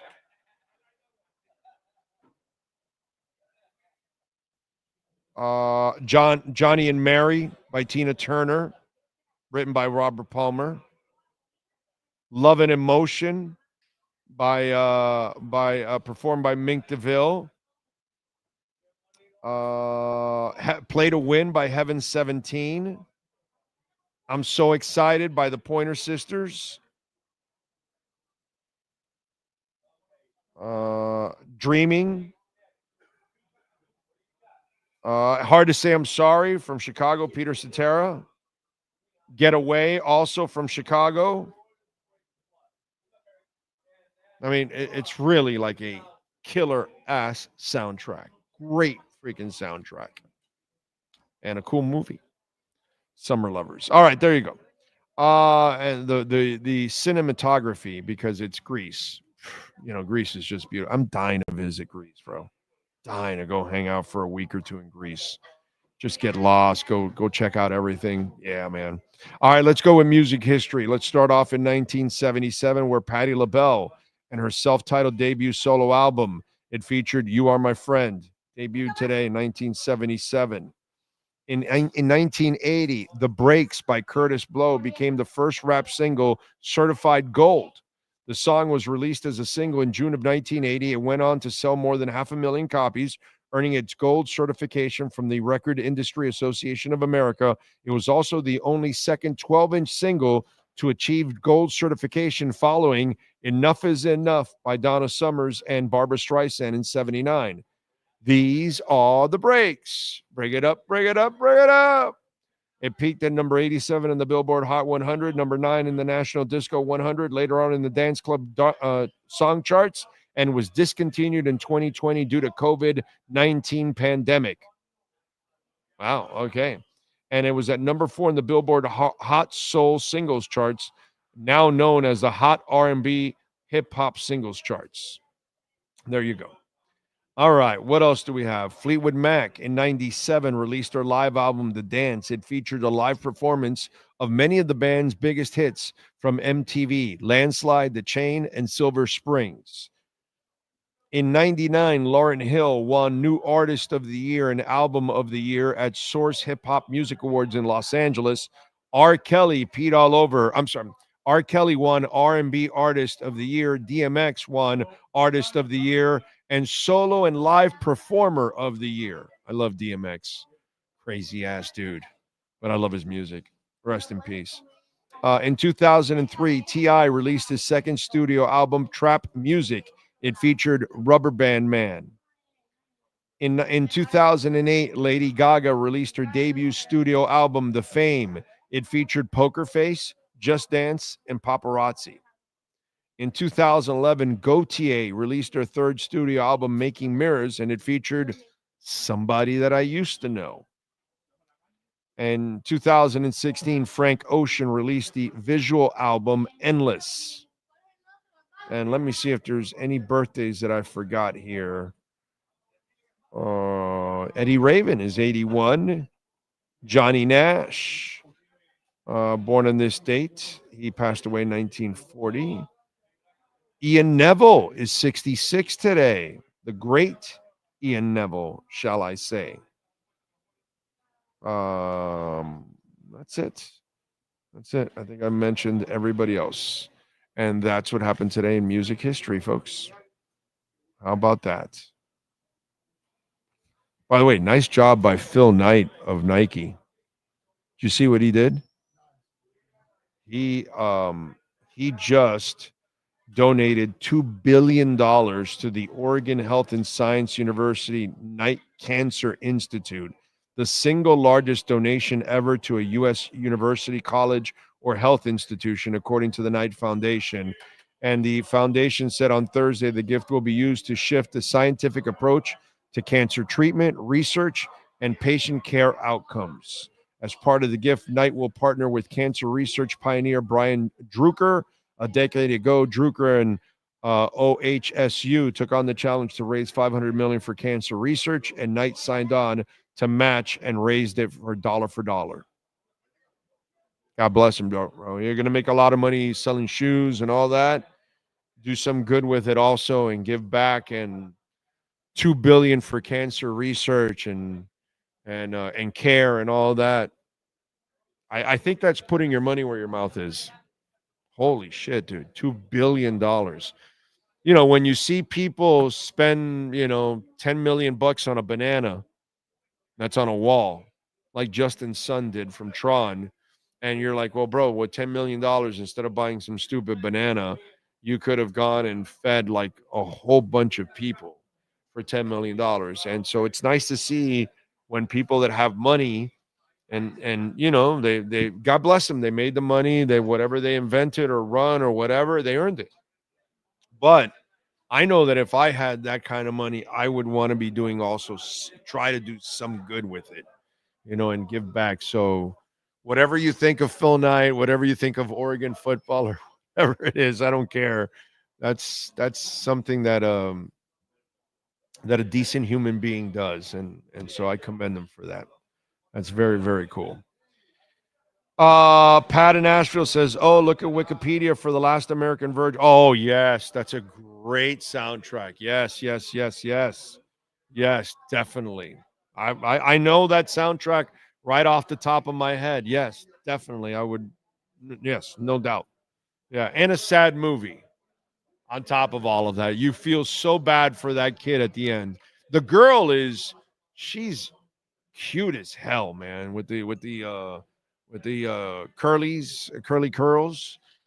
She's adorable, dude. But yeah, she breaks his heart and goes back to the guy that treats her like crap, the guy that got her pregnant, and then he went with her to, I guess I'm ruining the movie for all of you out there, but I remember that soundtrack vividly. And yes, it's a great soundtrack. And yes, Blues Brothers is also a great soundtrack. Yes, I'm with you there.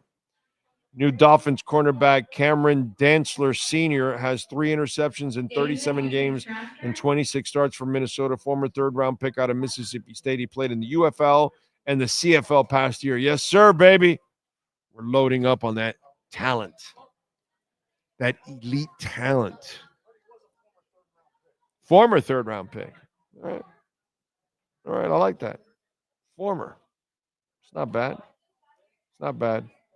You guys hit that like button. Thank you. Hit that like button. Appreciate all of you out there. We thank, of course, the great Steve Calibro. We thank Mr. Brunetti. Thank you, as always. The Brunetti family has always been very supportive, over 20 years supporting our show, and all 5.5 years or 5+ years now on this platform, and we appreciate it immensely. We will see you all tomorrow. We are at Subaru of Pembroke Pines. We'll be there starting off at 11 a.m., 11 to 1, right? 11 to 1, right? I don't get confused. And then Thursday, we're back in studio, 10 to 2, 10 to 12. And then Friday, we're at Caneswear. So we're back at Caneswear. Is that also an 11 a.m. start, right? That's an 11 a.m. because they open at 11. At 11 a.m., so we'll be on 11 to 1, and we'll have all kinds of stuff going on. And remember, use our code, Big O10, and you will get 10% off. We thank all of you out there. Thank you for tuning in. Thank you for hitting the like button. Thank you for visiting our amazing sponsors. If you made a donation, we appreciate it immensely. Helping us get to Spain, all of that. We shall see you tomorrow. Same time, same place, same bat channel.